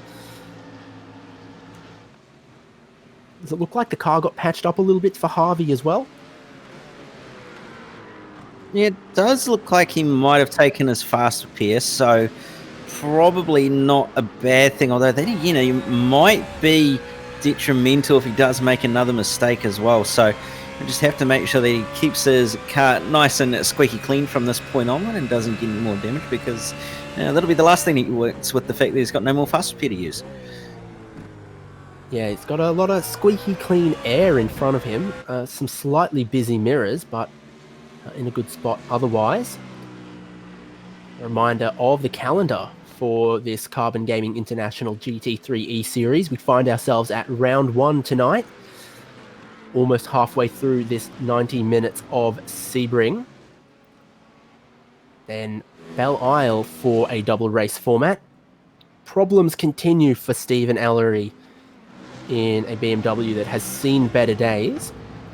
It's 58 laps at Interlagos for round 3. Then the UK leg, 45-minute races each at Donington and Silverstone. Following week, Italian flavour, 45-minute races at Imola and Monza. And then we'll all be pleasantly surprised where we round out this championship with a 120-minute race at a circuit yet to be decided by the competitors. If you were going to take an educated guess, what's not on that calendar that GT3 drivers like, Cam? Well, it's probably a given that it's going to possibly be Bathurst. It could be Phillip Island. It could even be Nürburgring for all we know. So there's a number of tracks that it would be possibly being in that round, and just to mix things up, it will be interesting to see it at the Nordschleife, but nevertheless, we'll have to wait and see as Harvey runs wide, and that's going to allow the car of Cohen to launch it up the inside and take the place off him. That is a typical turn 1 mistake there, and one that he didn't need for Emerson Harvey. Pushed out very wide in turn 1 on the dirt, and Rhys Cohen took the opportunity to grab second place back. So cracking battle between second and third here, and I don't think Harvey is done with it, but he'll be frustrated, I think, with that. Is that maybe old tyres starting to play in here? Yeah, it could very well possibly be tyre wear starting to have a little bit of an impact. Still over 45 minutes to go, so maybe starting to push the tyres from, well, beyond their current boundary. Is struggling a little bit with a little bit of oversteer and looseness in the car, so possibly is overdriving a little bit here, but nevertheless he's keeping up with Cohen here quite nicely, so expect to move on by to get back into the position not too far away. Starting with fixed setup, but brake bias, ABS traction control should be available to them to change, but the yellow flag is out. We're going to have a safety car here at the halfway point of the race. Everyone has already pitted. Who are we going to maybe see pit again? The safety car is going to find race leader Job Stewart, compress the field. It's waiting for race leader Job Stewart. That Porsche 911 is now going to depart pit lane. Well. We knew one was possible, but what is this going to do to the strategy? Does this make drivers like Jeff Connell and Cam McDougall look like heroes, or is their loss of track position going to hurt them? Yeah, it's going to be interesting to see what happens. Obviously, those who did take tyres are going to be probably in quite a nice position come the restart with their brand new tyres compared to those around them on a bit older rubber, but nevertheless we'll have to wait and see, and who knows, they might be able to be a bit quicker than those ahead of them. Yeah, my point was for the drivers who didn't take tyres, they've got a few little things at their disposal that ought to help them manage it a little bit. The ABS settings, the traction control settings, their brake bias. This is a fantastic opportunity as well to take a look at our running order. So Job Stewart right up behind the safety car in first position where he qualified, looking very dominant. Reese Cohen we saw get through into second place by just keeping the pressure on and then capitalizing. A little bit of a mistake from Emerson Harvey. Puts them back into third place. Then Jeremy Clark, quiet little race, I'd say, so far, in fourth there in that Ferrari.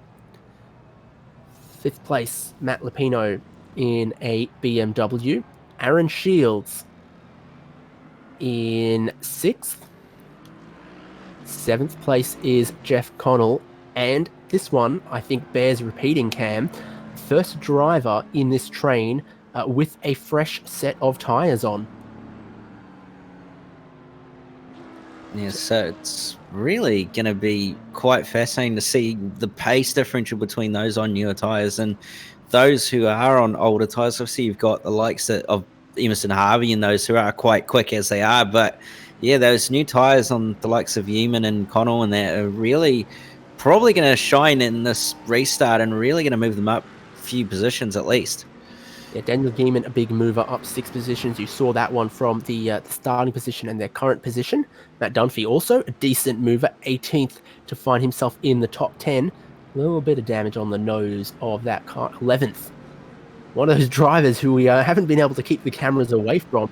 So the excitement they have brought. Tyler Howard in 11th. So pit lane should be open as they come past this time. What are you expecting to see? Do you think we'll see pit stops for fuel and tyres? Do you think we'll see pit stops for a splash of fuel? Do you think we'll see pit stops just for tyres from some of the guys at the back? Oval strategy. Yeah, it's going to be interesting as our race leader does not come in, decides to fake a pit stop though, so a little bit of gamesmanship. Aaron Shields comes into the lane and someone else does as well. Stephen Ellery does. So 2 people down onto the lane so far, and everybody else has decided to stay out.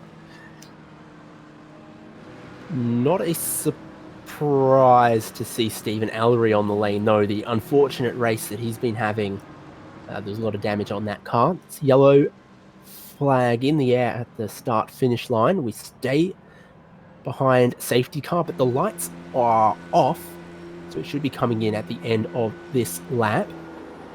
So just Shields and Bless on the lane for some kind of strategy call. Looks like 11 seconds of maybe fuel for Blaze. And Aaron Shields, I think, might be going for a new set of tyres. Yeah, it looks like he's taken some new rubber to try and use that to his advantage with about 40 minutes to go, which isn't a bad thing considering we're under safety car as well. So should have some nice grippy tyres underneath him for the rest of this race compared to everybody else. But yeah, it's the fact that he's going to be all the way down the order is really going to make it that much tougher and possibly going to wear the tyres out a little bit quicker than he might have done with the fact that he's got everybody else to pass.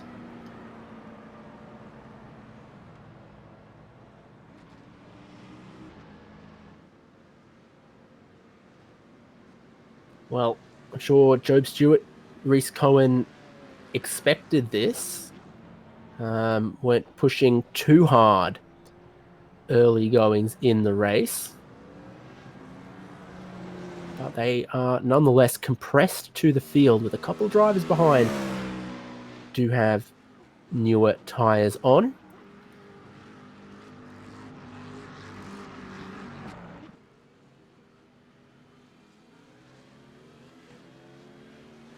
Dale Breed just exiting the lane now. I believe he's taken another set of tyres as well, if I'm not mistaken. So he's another driver who's on fresh tyres after on this restart. So I mean, mixing it up is some of these drivers.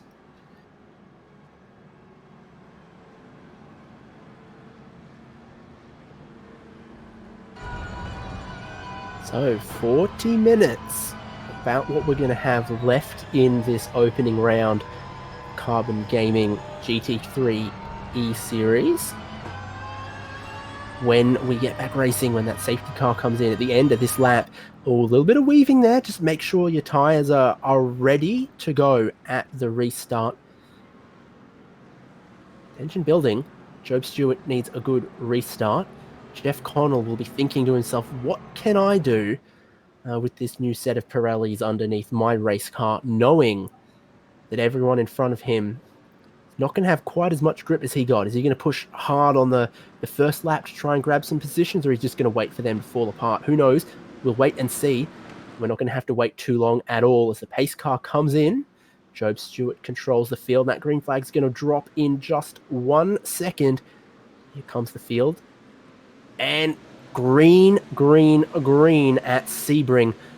Job Stewart, not quite the jump he would have wanted. They're 3 wide behind him. The whole field compressed, packed up. This is a recipe for chaos. Nearly 4 wide in towards turn 1.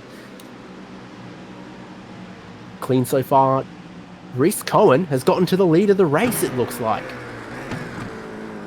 Yeah, he's made a brilliant move there on Job Stewart around, well, up the inside at turn 1. So great start by Rhys in this restart, and it looks like a few other drivers have done pretty good. Jeff Connell's moved up to P number 4 as well, so using those fresh tyres to his advantage. Lupino's also made some gains as well, so looking like it's been a pretty good start for a number of drivers, and a few others still continuing to make moves.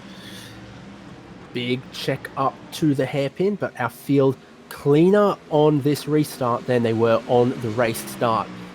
So this is probably going to tell us, how did Rhys Cohen get from second to first on this restart? Was it just better reflexes? Job Stewart might have held the field too long, but this will say, pace car comes in. Rhys Cohen is ready and waiting for that green flag. Look at him go with Job Stewart just perfectly, then pull to the inside. That's how he did it. Great reflexes, great car positioning. Rhys Cohen leads his first lap of this race. Yeah, very, very nicely timed restart by Cohen, but now Job Stewart all over the back end of that BMW leading this race currently. He's going to look to the inside. No, he thinks better of it, does it, Job Stewart, so he'll sit behind for the time being. But Jeff Connell really starting to apply a lot of pressure to Emerson Harvey just behind as well with those nice fresh tyres. So Jeff is very much in contention for a win here if he can get ahead of Emerson Harvey and use those new tyres. Yeah, I think I'd want to be Jeff Connell right now. New tyres, just 0.7 of a second away from the lead of the races. Cohen and Stewart begin to fight a little bit. Emerson Harvey is trying to line them up. Jeff Connell has grip aplenty, grip for days, and is able to bide his time a little bit as the top 4 break away. There's issues for BJ Kennedy. He is going to make a 3, 4, 5 point turn to get that Ferrari pointing the correct way and not reverse onto the racing line. Did he jump? Was he pushed? This is going to tell us he's right behind Ben Holiday there, heading towards turn 1. Shows his nose to the inside. That doesn't work. He's wide, he's scruffy, and just loops it by himself. Staying with the replay though, our eyes to Jeff Connell, and that number beside his name tells you what's about to happen. Behind Emerson Harvey, through Big Bend, towards the hairpin. Last minute, late on the brakes, but you can do that when you've got that much more grip. Oh, a bit of a tap needed to help him seal the deal though. A little bit of contact between Emerson Harvey and Jeff Connell, and luckily both came away from that mostly unharmed, apart from some bruised egos and possibly a little bit of damage on Harvey's car. But nevertheless, they've both continued on, and now continuing to try and hunt down as Connell is continuing to close down that lead. Is the weave from Reese Cohen. He brings the whole pack to the right-hand side of the circuit before Sunset Bend. Then tries to come back through. Here's the nose from Connolly. Tried to go down the inside of Job Stewart. That door closed before he could grab a position. But he's there. He's hunting. Not losing any prospects from first and second, having a bit of a battle. Crisscross trying to block each other off through turn one. Cohen in the lead, Job Stewart having a look, Jeff Connell, huge head of steam right behind them as well, and Emerson Harvey, not to be discounted, wants in as well. He wants third place back. That's definitely one way to get your way and do a bit of payback in the process, is get your elbows out and take the position back. So Emerson Harvey not having any of what Jeff Connell did a lap earlier, and they're going to be on the hunt for the lead once again, as the two leaders, Reese Cohen and Job Stewart, dicing with each other on the way into the hairpin, but no position change for the time being. This is the racing we want to see. 55 minutes done, 35 to go, and first, second, third, fourth, all in it with a chance. And hey, fifth and sixth have actually been catching them the way they've been battling as well. So elbows out, this is still anyone's race, with a strategy question mark over it as well. Is Yeaman and McMahon going about it. Daniel Yeaman flying the four-ringed flag for Audi in the top 10. Yeah, he's actually doing a reasonably good job in that Audi currently, as Yeaman, with the fact that he's not really in the quickest car, but he's still doing a reasonable job against all those BMWs. So he's going all right, and he's going to be using those new tyres as well to his advantage. So we'll see whether he can make any more gains, as now Harvey's going to come under pressure just behind this lead battle, and Connell's going to launch it up the inside of Harvey to take the position back, and he's going to end up back into P3. That he certainly is, and that's why they call it Sunset Bend. It's in your eyes. Here goes Cohen and Stewart once again. Reese Cohen defending for all he is worth. Is there room around the outside for Job Stewart? There just about is. Jeremy Clark's going to have another pit stop. So's Ian McMahon. So's Matt Dunphy. So's Zach Nickel. I think they need one more stop to get to the end. And they've seen that window open, and maybe seen that new tyres are the way to go. Who knows? Maybe we need another pit stop in this race. It is frantic for the top four. Job Stewart, defending champion, dominated qualifying, dominated the opening part of this race. Now he's in second. Now he's having to defend that second place from Jeff Connell. Jeff Connell getting the bump from Emerson Harvey, giving him the hurry up out of the hairpin. Yeah, it's certainly nose to tail stuff in this top four battle, and Connell trying everything he can to try and find a way on by the two cars ahead of him of Cohen and Stewart, but just can't quite seem to get the run that he needs at this point. But Job Stewart is still trying to find a way on by Reese Cohen as best as he possibly can as well. Tell you what, if these guys do need another pit stop, taking tyres before the safety car is actually a really, really clever way to go about it, potentially. That might have been strategy masterstroke of the race from Jeff Connell, with still half an hour to go. Cohen and Stewart continue to battle as they have. I think that's a better exit for Stewart as well. He is going to find room to the inside down Hillman Straight. Towards Sunset Bend. Is he going to get his nose in front? Not quite, but he has the inside, and that's enough to throw it in. And throw it in he did. He gets crisscrossed back underneath. Now he's going to try and return the favor once again. 3 moves in the one corner there, and they have overlapped side by side, crossing the line again. Jeff Connell wondering, are you guys going to form this roadblock all race, trying to make a move to the inside? Job Stewart does not have the grip to make that envelope send.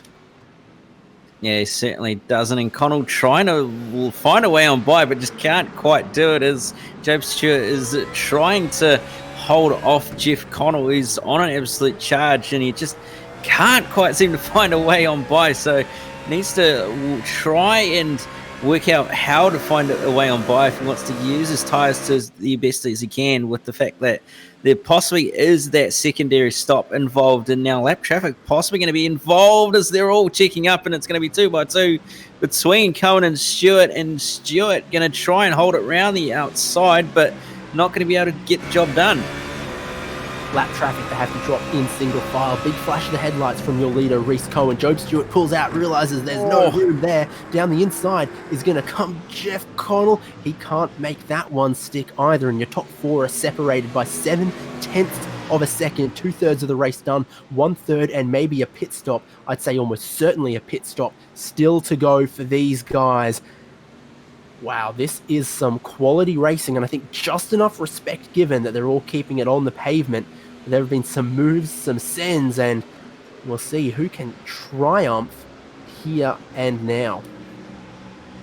Yeah, we certainly will see who will be able to come away with the victory when they're not leaving anything on the table, as well, with the fact that they're pushing as hard as they are to make sure they don't lose out here. So it's really no bars held here between any of these guys, as they're going to go for it again between the 2 leaders on the way into Sunset Bend. Cohen is going to keep the lead, and Job Stewart not quite going to be able to have enough steam to hold it around the outside. And Connell's still there or thereabouts, and Emerson Harvey is just sitting in the background here, rubbing his hands together, hoping that these guys are going to come together. So 2 wide through turn 1 once again, and this time Reese Cohen still holds on to it, putting that car all the right places and frustrating Jeff Connell, who just can't drive smart enough to place his car somewhere to get past one or both of them. I feel like if he could just pick off Job Stewart, he'd be in a good place to get past Reese Cohen, but the way the 2 battle side by side, he has nowhere to go.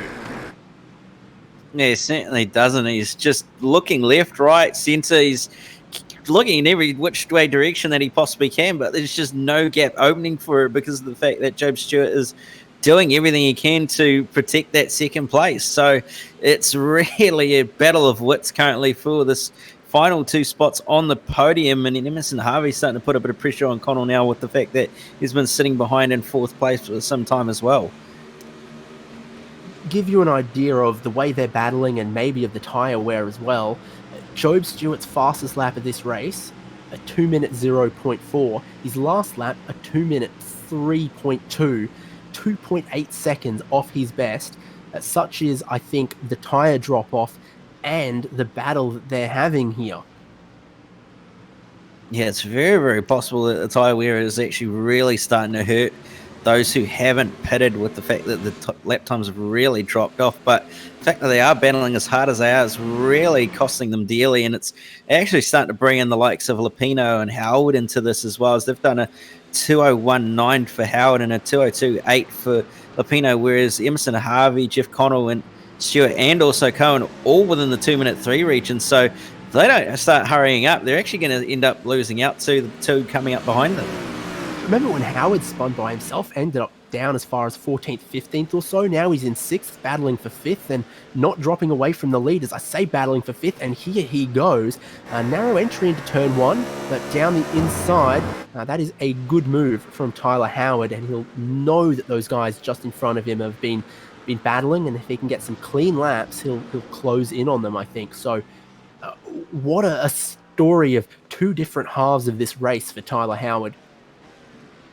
Yeah, certainly. We thought he was out of it earlier on with that moment that he had, but he's managed to use that safety car very much to his advantage, and he's managed to put himself in a very, very good position come the end of this race with not too long left, just over 25 minutes. So he's going to be on for a very, very solid result if he can actually catch up to these drivers and use the pace that he's got.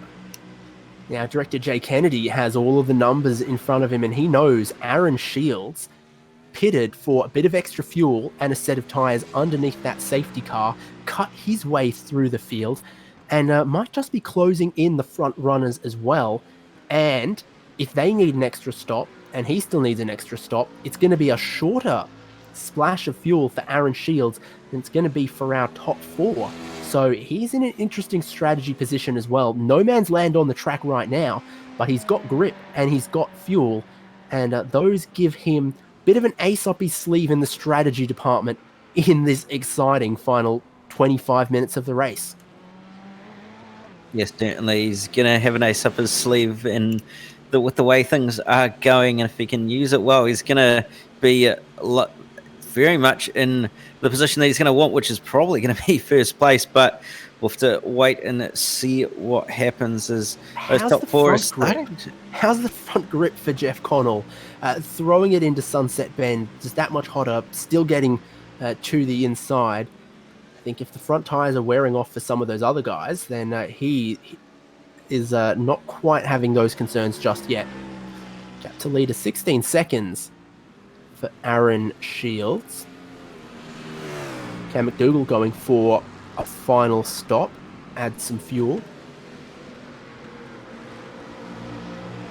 It's interesting to see quite a few people starting to come down to the lane, so possibly there is that secondary stop starting to actually take place and is a thing. So we'll have to wait and see what happens as to whether it's going to be a thing for these leaders or whether they have saved just enough fuel to get home. But you can see Connell all over the back of Job Stewart, but still, again, just not able to get a move done. No, tough times for him. Reese Cohen absorbing all of the pressure, still under attack from Job Stewart. Maybe not as aggressively as a lap or two ago, where it seemed like they were side by side every braking zone they could get themselves to. Still feel like maybe Stewart has a bit more pace. A much better run through tower turn as well, but not a typical overtaking zone here. They're going to go side by side. Is there going to be room? Or maybe just trying to hang it around the outside to go down the inside here. Job Stewart. But then that's the outside for the next corner. But then it's the inside for the next corner. Not quite going to work. Job Stewart trying this, trying that, trying every which way. Not able to get past Reese Cohen just yet, who leads them all off the racing line towards Sunset Bend, which is following its namesake. Some orange hues cast across the track, but he is to the inside this time. Job Stewart, Jeff Connell going to come through as well, so that's looking like 2 spots lost for Reese Cohen. Emerson Harvey wants the party as well. Great run off the corner. Jeff Connell, is he going to get to the lead in turn 1? Job Stewart is going to try to tell him no, but can his tyres cash the check he's trying to write? Well, it looks like they may very well happen as Cohen nearly drives around the outside but loses grip, and Cohen's trying to find a way on by, and it's not quite going to happen, and Harvey is going to make his way on through onto the podium, and Connell all over the back of Job Stewart now, and you can see how racy he is with how much grip he's got compared to Job Stewart, and possibly going to look to make a move at the hairpin. He looks to the inside. Stewart goes defensive, and Connell has to go to the outside, but not going to be able to. Is it going to be 3 wide nearly on the way into the hairpin? And Emerson Harvey going to shuffle Jeff Connell out, and he's going to end up going back to 4th. This is GT mixed with touring car stuff here. Now Emerson Harvey gets 2nd, and he's monstering Job Stewart. Jeff Connell was the hero of half a lap ago, shuffled back into 4th. My goodness, it's not about what you got underneath you. It's about the confidence you have and the bravery as well. Good line here now from Harvey to try and bother Job Stewart. Yes, certainly. He's going to look to the inside and going to have the outside for the next corner, but he's going to hold it around the outside to have the inside. And they're going to be on the inside because he's got the job done and is in the lead of this race. And Jeff Connell going to make contact with Cotwin, and they're both in the wall. My goodness, that is an unfortunate end to their battle in the top 4 for these guys. Reese Cohen, Jeff Connell making contact, and I think Cohen thought that was a bit optimistic and has then fed him even further off the circuit. This is what it looked like from on board Reese Cohen. He has Connell down the inside, maybe pushes a little wide, and then Reese Cohen just feeds him into the barrier. yeah, that That's would disappointing for both of those guys, if I'm honest. be, yeah, a little bit disappointing for both drivers, and not really much, well, anyone's fault really, although probably should have backed out of it, should have Cohen to get the run onto the back straight. But it would definitely be an expensive day at the spare parts shop, that's for sure. So Connell is going to limp that one back to pit lane. If he still needed another stop, well, maybe now is the time. Live pictures, though, for the lead. Emerson Harvey going to out-muscle Job Stewart. Stewart's going to try to come back at him. We've lost 2 cars from this battle, and still they continue to defend the inside. Down here is Emerson Harvey, but Job Stewart is on the racing line. That doesn't count for much, though. Yeah, it certainly doesn't. In contact between the two of them. And Harvey has to take to the grass ever so slightly, but will hold on to the position. These two are not leaving anything on the table, and they're definitely not letting each other get away at all. Yeah, yet more overlap in the battle for the lead.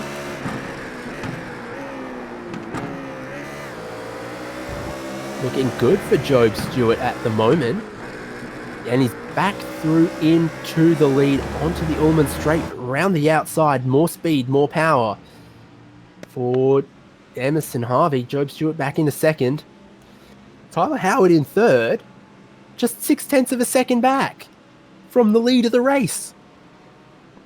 Yeah, he's all over the back, and these two are absolutely scrapping it out between the two of them. And now Howard's in a prime position to take advantage of these two fighting as hard as they are. Is they're going to be side by side down the front straight. Stewart on the inside with Harvey on the outside. Stewart tries to get together with him, coming together, banging doors, and Harvey going to have to sit in behind, and Stewart's going to retake the lead of the race. But now right there is Tyler Howard, and Stewart's going to have to go defensive to hold off Emerson Harvey into the first sector.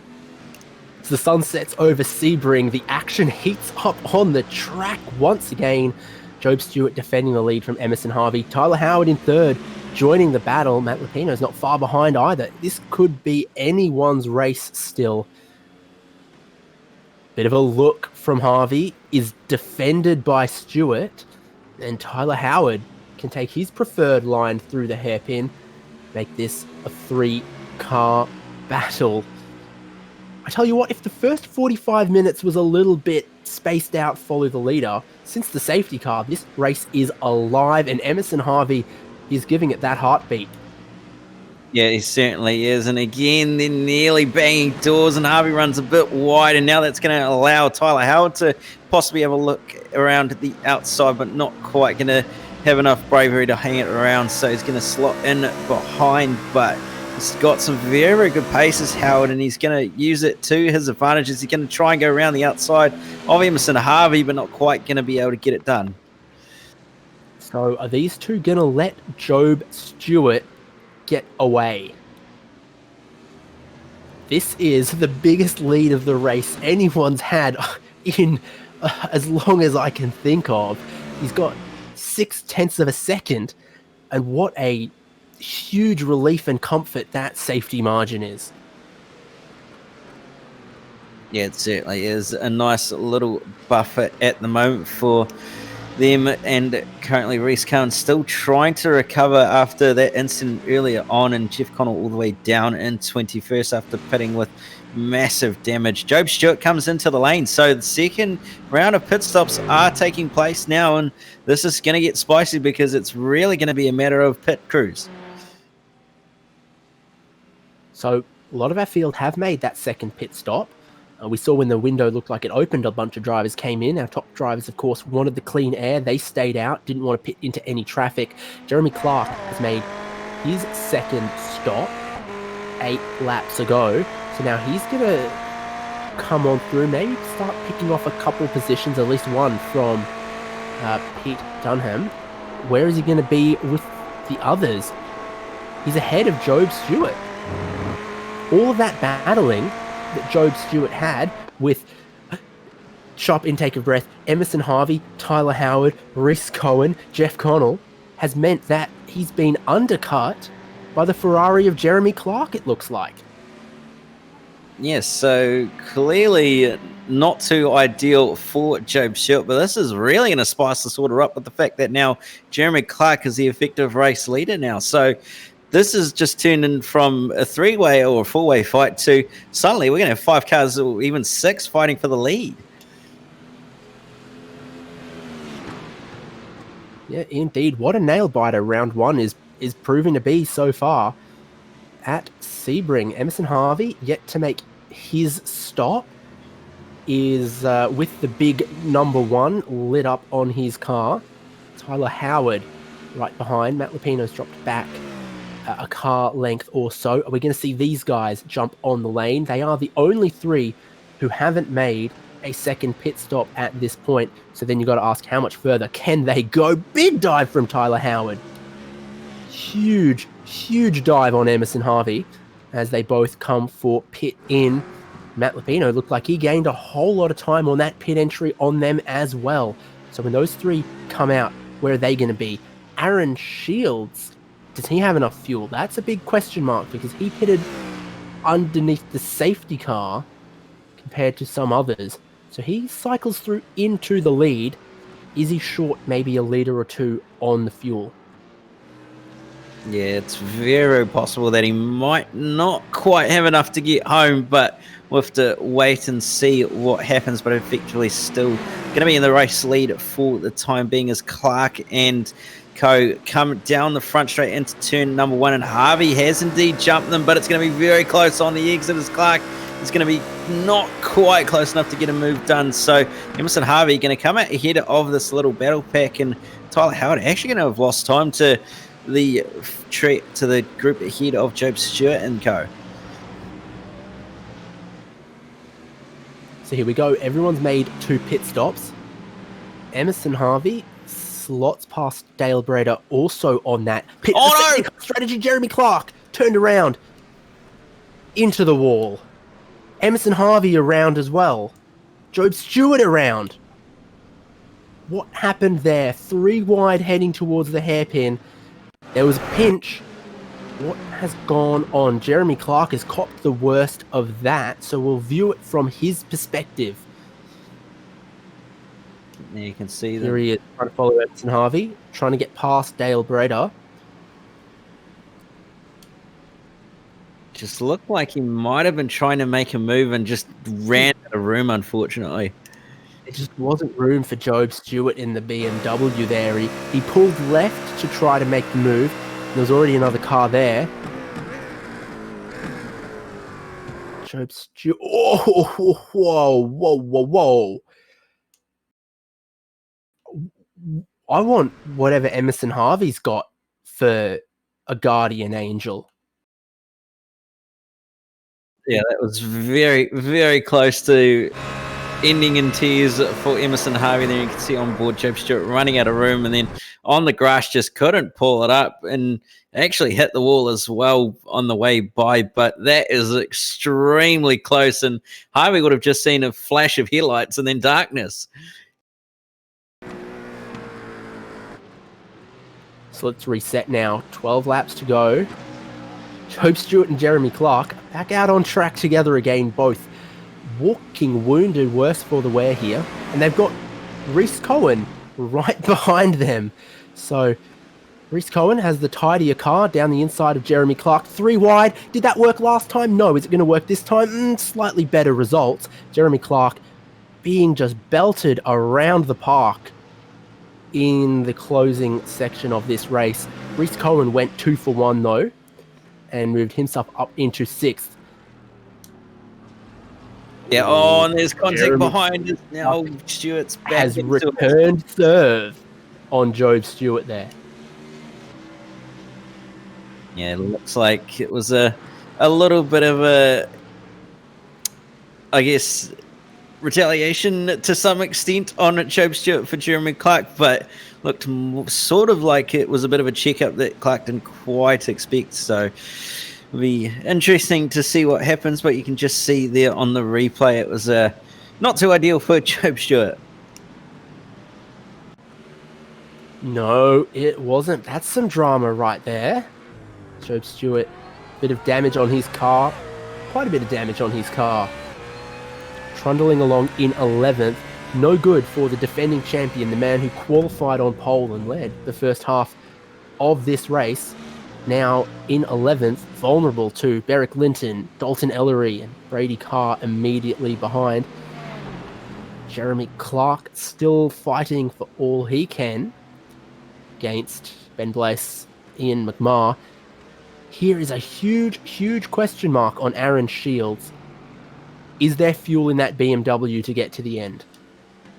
Yeah, that is a really, really good question. It doesn't sound like he's trying to fuel save either, so would assume he's got enough to get home, but it's anybody's guess as to whether or not he's going to be able to at this stage. But 2 minute 3.3 last time by for Aaron Shields, a 2 minute 2.2 for Emerson Harvey last time by. So it's a massive pace differential between Shields and Harvey, and probably in favor of Harvey. And Harvey should get the place back reasonably easy if he keeps this pace up. The more heartbreak for Job Stewart on the lane. You saw the steering wheel there. Yeah, about 25-30 degrees out. That is going to need repair.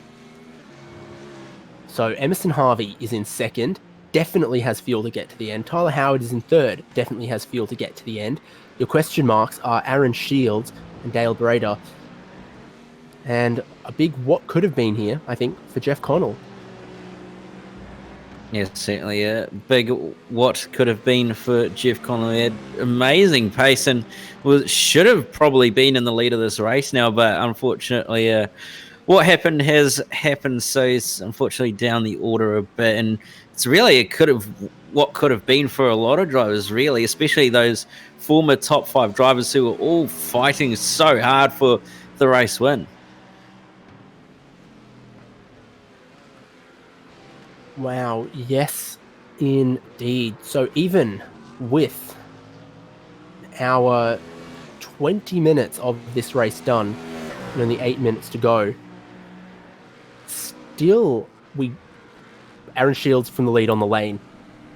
That is big. Where is he going to come out? He's going to need 5 laps of fuel. Where's that going to put him back? Still in the top 10, definitely. In the top 5, maybe. In the lead of the race, definitely not. Here comes Emerson Harvey to the lead of the race. Tyler Howard to second. And Shields is taking tyres, so Shields is actually going to drop quite a ways down the order by the looks of it, well outside the top 10. Problems here late in the race for Michael Spithill. There is not a corner on that car that hasn't been aggressively rearranged. And here is why. This is going to be that corner onto the back straight, isn't it? He's across the curb a little bit. He pushes wide. And we've seen that just so late on. Drivers finding the inside wall there, because it is so tricky, so slippery on that grass on the exit. Yeah, it certainly is, and very, very unlucky, and a much bigger impact as well compared to what we've seen. So unlucky for him, unfortunately, but the battle continues on for 17th position between Breed and Kennedy. Dale Brader on the same strategy as Aaron Shields has had to make a final stop as well. Shields in 11th. You really thought that was going to be a splash and dash from Shields, but maybe miscommunication with the pit crew there.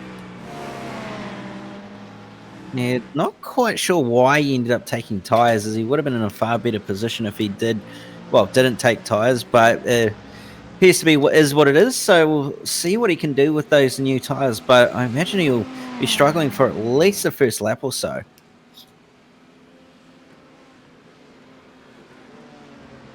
Here's resurgent Jeremy Clark looking at Cam McDougall.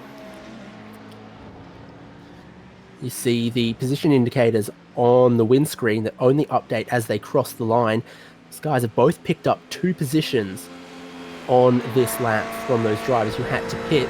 So suddenly, Jeremy Clark is looking at a top 5 once again, only if he can muscle his way past Cam McDougall.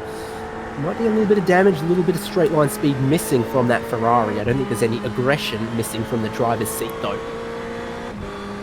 Yeah, certainly isn't anything missing from the thing in the seat, but nevertheless, we'll have to wait and see what he can do in that beaten and battered Ferrari as he's going to get the move done on McDougall finally. So he moves up one position, but yeah, what a race it's been so far.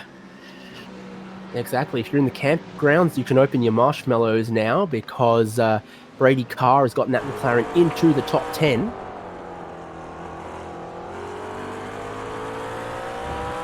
So a couple of drivers' races falling apart, and he just seems to be in the right place at the right time here.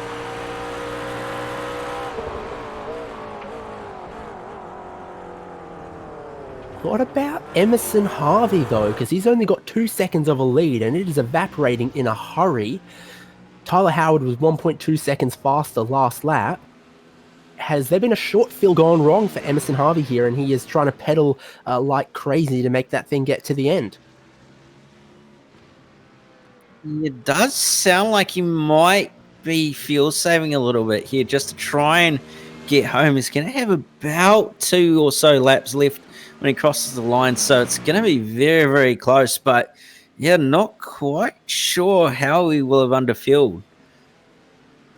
Well, I see 12 seconds of fuel for Emerson Harvey, 13.5 seconds of fuel for Tyler Howard, 14 seconds of fuel for Matt Lupino in third. So it looked like he ran the numbers with a very thin margin for error there for Emerson Harvey. Tyler Howard's had a problem, drop back.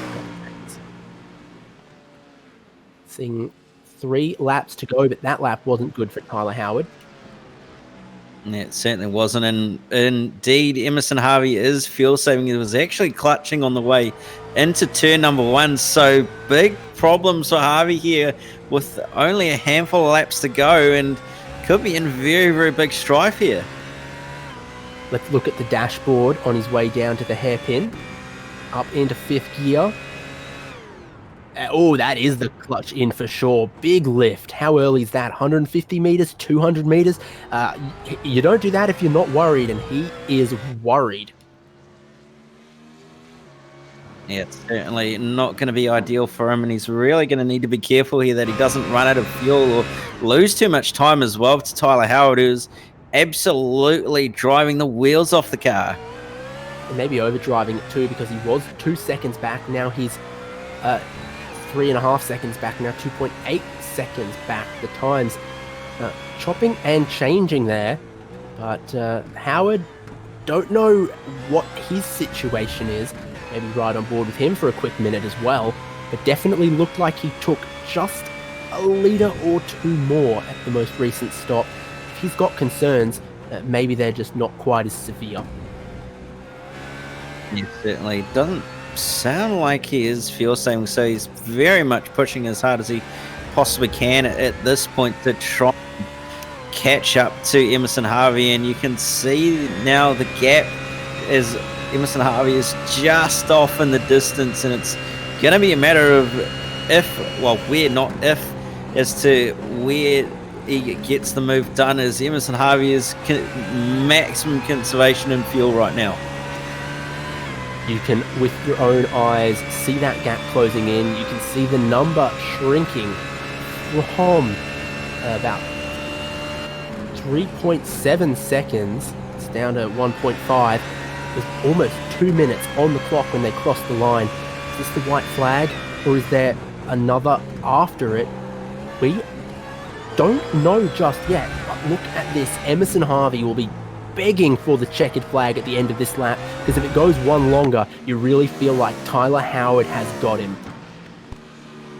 Yeah, we'll have him if it goes one more lap longer, and do believe we're going to have not the white flag this time by, so it's going to be 2 laps to go currently instead of the white flag, so we have to wait and see what happens. But it's very much in the hands of Tyler Howard as to whether he wants to win this or not.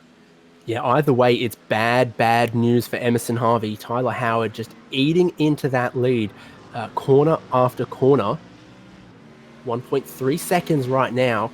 It'll be underneath a second very, very shortly. Every braking zone needs a big lift out of the throttle from Emerson Harvey. Tyler Howard not quite so concerned.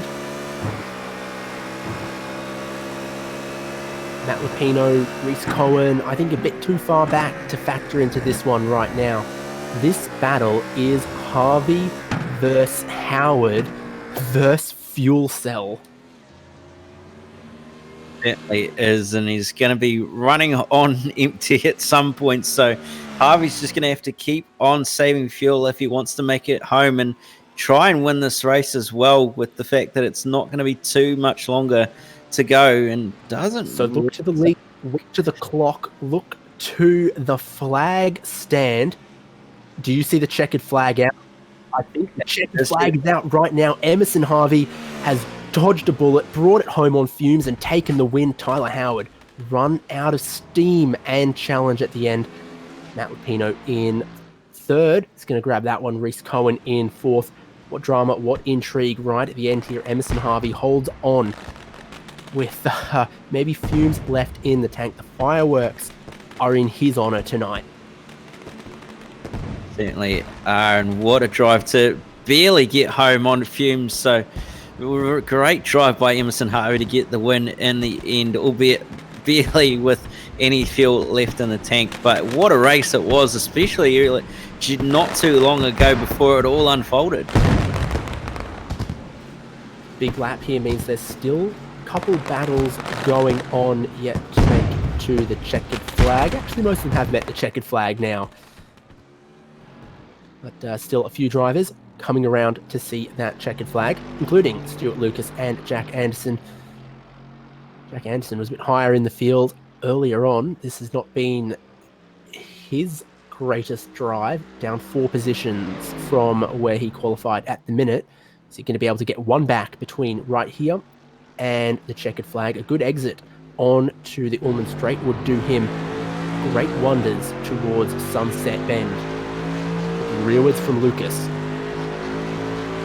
Yeah, going to be very, very close, and he might just be able to do it. He's closing and closing and closing, but he's not quite going to be able to get it. He gets very close to the bumper, but just can't quite manage to get the run. Although he looks up the inside, and he's going to run into the wall.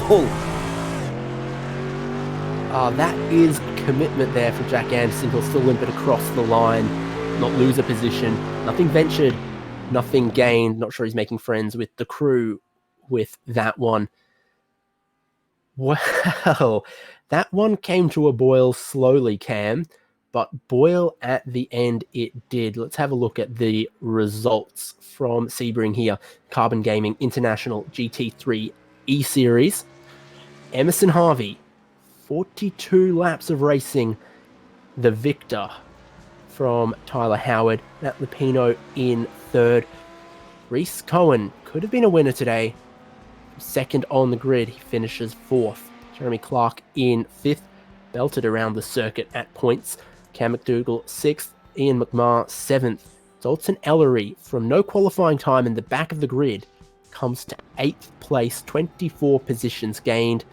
Aaron Shields couldn't make the alternative strategy work quite to his liking, gets 9th position. Brady Carr brings a McLaren into the top 10. Then you're going to have Daniel Yeaman in 11th with Pete Dunham in 12th, 13th to Richard Skender, followed by Dale Breed in 14th, rounding out top 15, Matt Dunphy, BJ Kennedy in 16th, Job Stewart coming home in 17th after what could have been in what was a pretty mediocre end to the race. And then you're going to have Zach Nickel in 19th, and rounding out the top 20, Ethan Arps. Remainder of our field, Ben Holiday, Beric Linton, Stuart Lucas and Jack Anderson finish on the lead lap. Jeff Connell, I think, a retirement on the last lap. Doesn't see the checkered flag. Still scored 25th ahead of the drivers 1 lap down. William Yarwood, Craig Gurry, Sam Batty, and then cars more laps down, trending towards retirements, is Ben Stormont, Michael Spithill. We saw the issue for him. Then Eden Watson, Isaac Kochner, Stephen Ellery, a retirement there as well with a badly bruised BMW. Brad Hayes retiring. So too Joshua Thompson in 35th, rounding out the field that we had for the opening round of Season 3 here of the Carbon Gaming GT3 E-Series. Well, Cam. We've got a couple drivers waiting we can pick the brains of, and who do you think we should start with?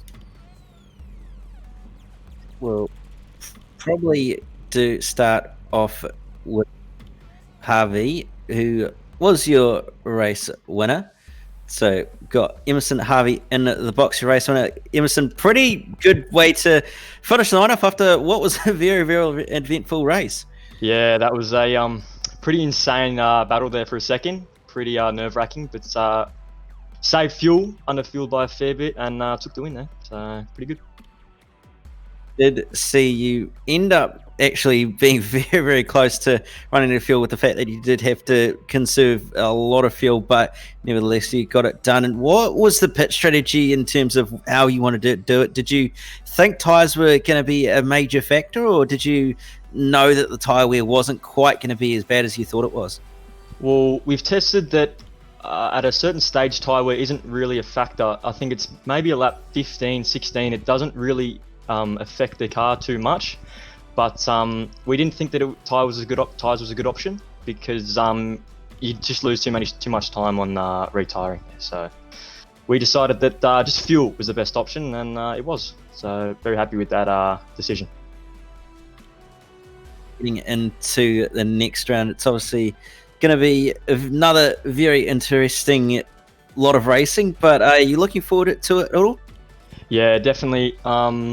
Hard track it is, so going to be a very, very interesting race there. Battles are going to be very frequent, as we've seen at this track and others, so definitely keen for the next round. Yeah. Before we let you go, just any thanks and any shout-outs you want to give? I'd like to thank the BPR boys. We push each other extremely hard. Obviously at BPR 123, and my sponsors Focus on Furniture and Shannon's Insurance. Thank you.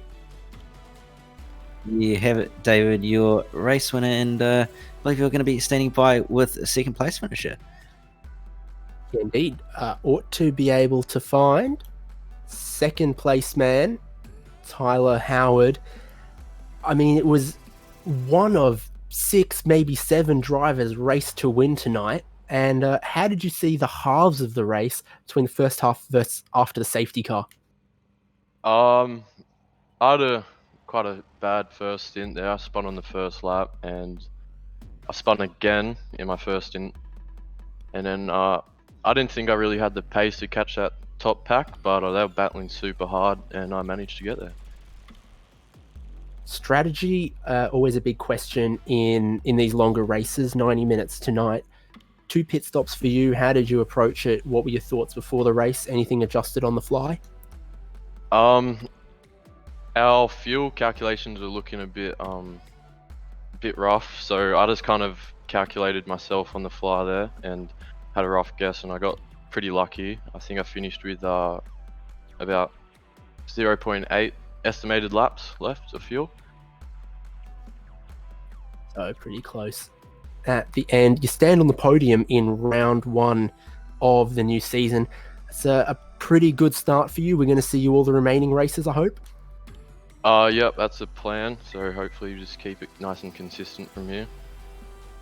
What about round 6, the final round, driver vote? You're going to maybe clue us in what you'd be hoping for? What would swing your vote? I would like to do Hockenheim if they add the track. I know there's been talks about it being added, but I don't really mind. I'll just see what everyone else is voting for. Yeah, Hockenheim a bit left field there, not one that had crossed my mind, but a couple of weeks it is possible. Anyone you want to thank for getting you second place here in Carbon Gaming GT3 E-Series? Yeah, just the BPR team and the Dent Man. Nice and easy, and hopefully we'll see you again in a week's time. Sure will. Here we go. And Cam, you're also going to find our third place man, Matt Lupino. Yes. Well, Matt, you probably didn't quite expect to get a podium with how your race was going early on, but nevertheless, it's still a decent result to start the series off. Yeah, to be honest, I wasn't expecting it either. I knew I didn't quite have the pace, but I just tried to stay out of trouble and just watch the drama unfold. So it worked out well. And obviously, the way the pit showed you all worked out, we talked to Emerson. You guys were not really thinking of taking tyres, but did you possibly think that it might have worked in some respects yourself, or did you just go with what the other guys were doing? Look, I think it would have worked if we took tyres before the first safety car, but after that, I wanted to follow the leader as such, so that I didn't lose ground. So yeah, that was it. Well, hello, up next on the calendar. Are you looking forward to it? Yeah, I don't mind the track, but I just know there's going to be a bit of drama. There's not much room for error, so yeah, it should be interesting. Well, before we let you go, just any thanks and any shout outs you want to give? Yeah, just the BPR boys. That's pretty much it, yeah. And obviously the series organisers. It's good to have it back. You have it, David. Your third place finisher for round number 1, and we're off to Balliol next round. Yeah, we certainly are. That's a circuit with a bit of a different character than Sebring, and well, we got off to a tiny bit of a false start here at Sebring, but once the racing got underway, boy, was it worth it. Door-to-door strategy into the darkness at Sebring, and in the end, Emerson Harvey stands on the top step of the podium. But it could have been anyone, and I think there is now a handful of drivers with something to prove next week, 7th of September at Balliol. Tweak to the format, 30-minute race and a 60-minute race. That will give all of our drivers a chance to shine. We hope you'll join us for that one again here on SimSpeed TV. If it lives up to the hype that's been created by this amazing race we've just had at Sebring. It's been David Haynes, it's been Cam Dance alongside me. Our producer has been Jay Kennedy. We hope you enjoyed the show, and we look forward to seeing you again soon.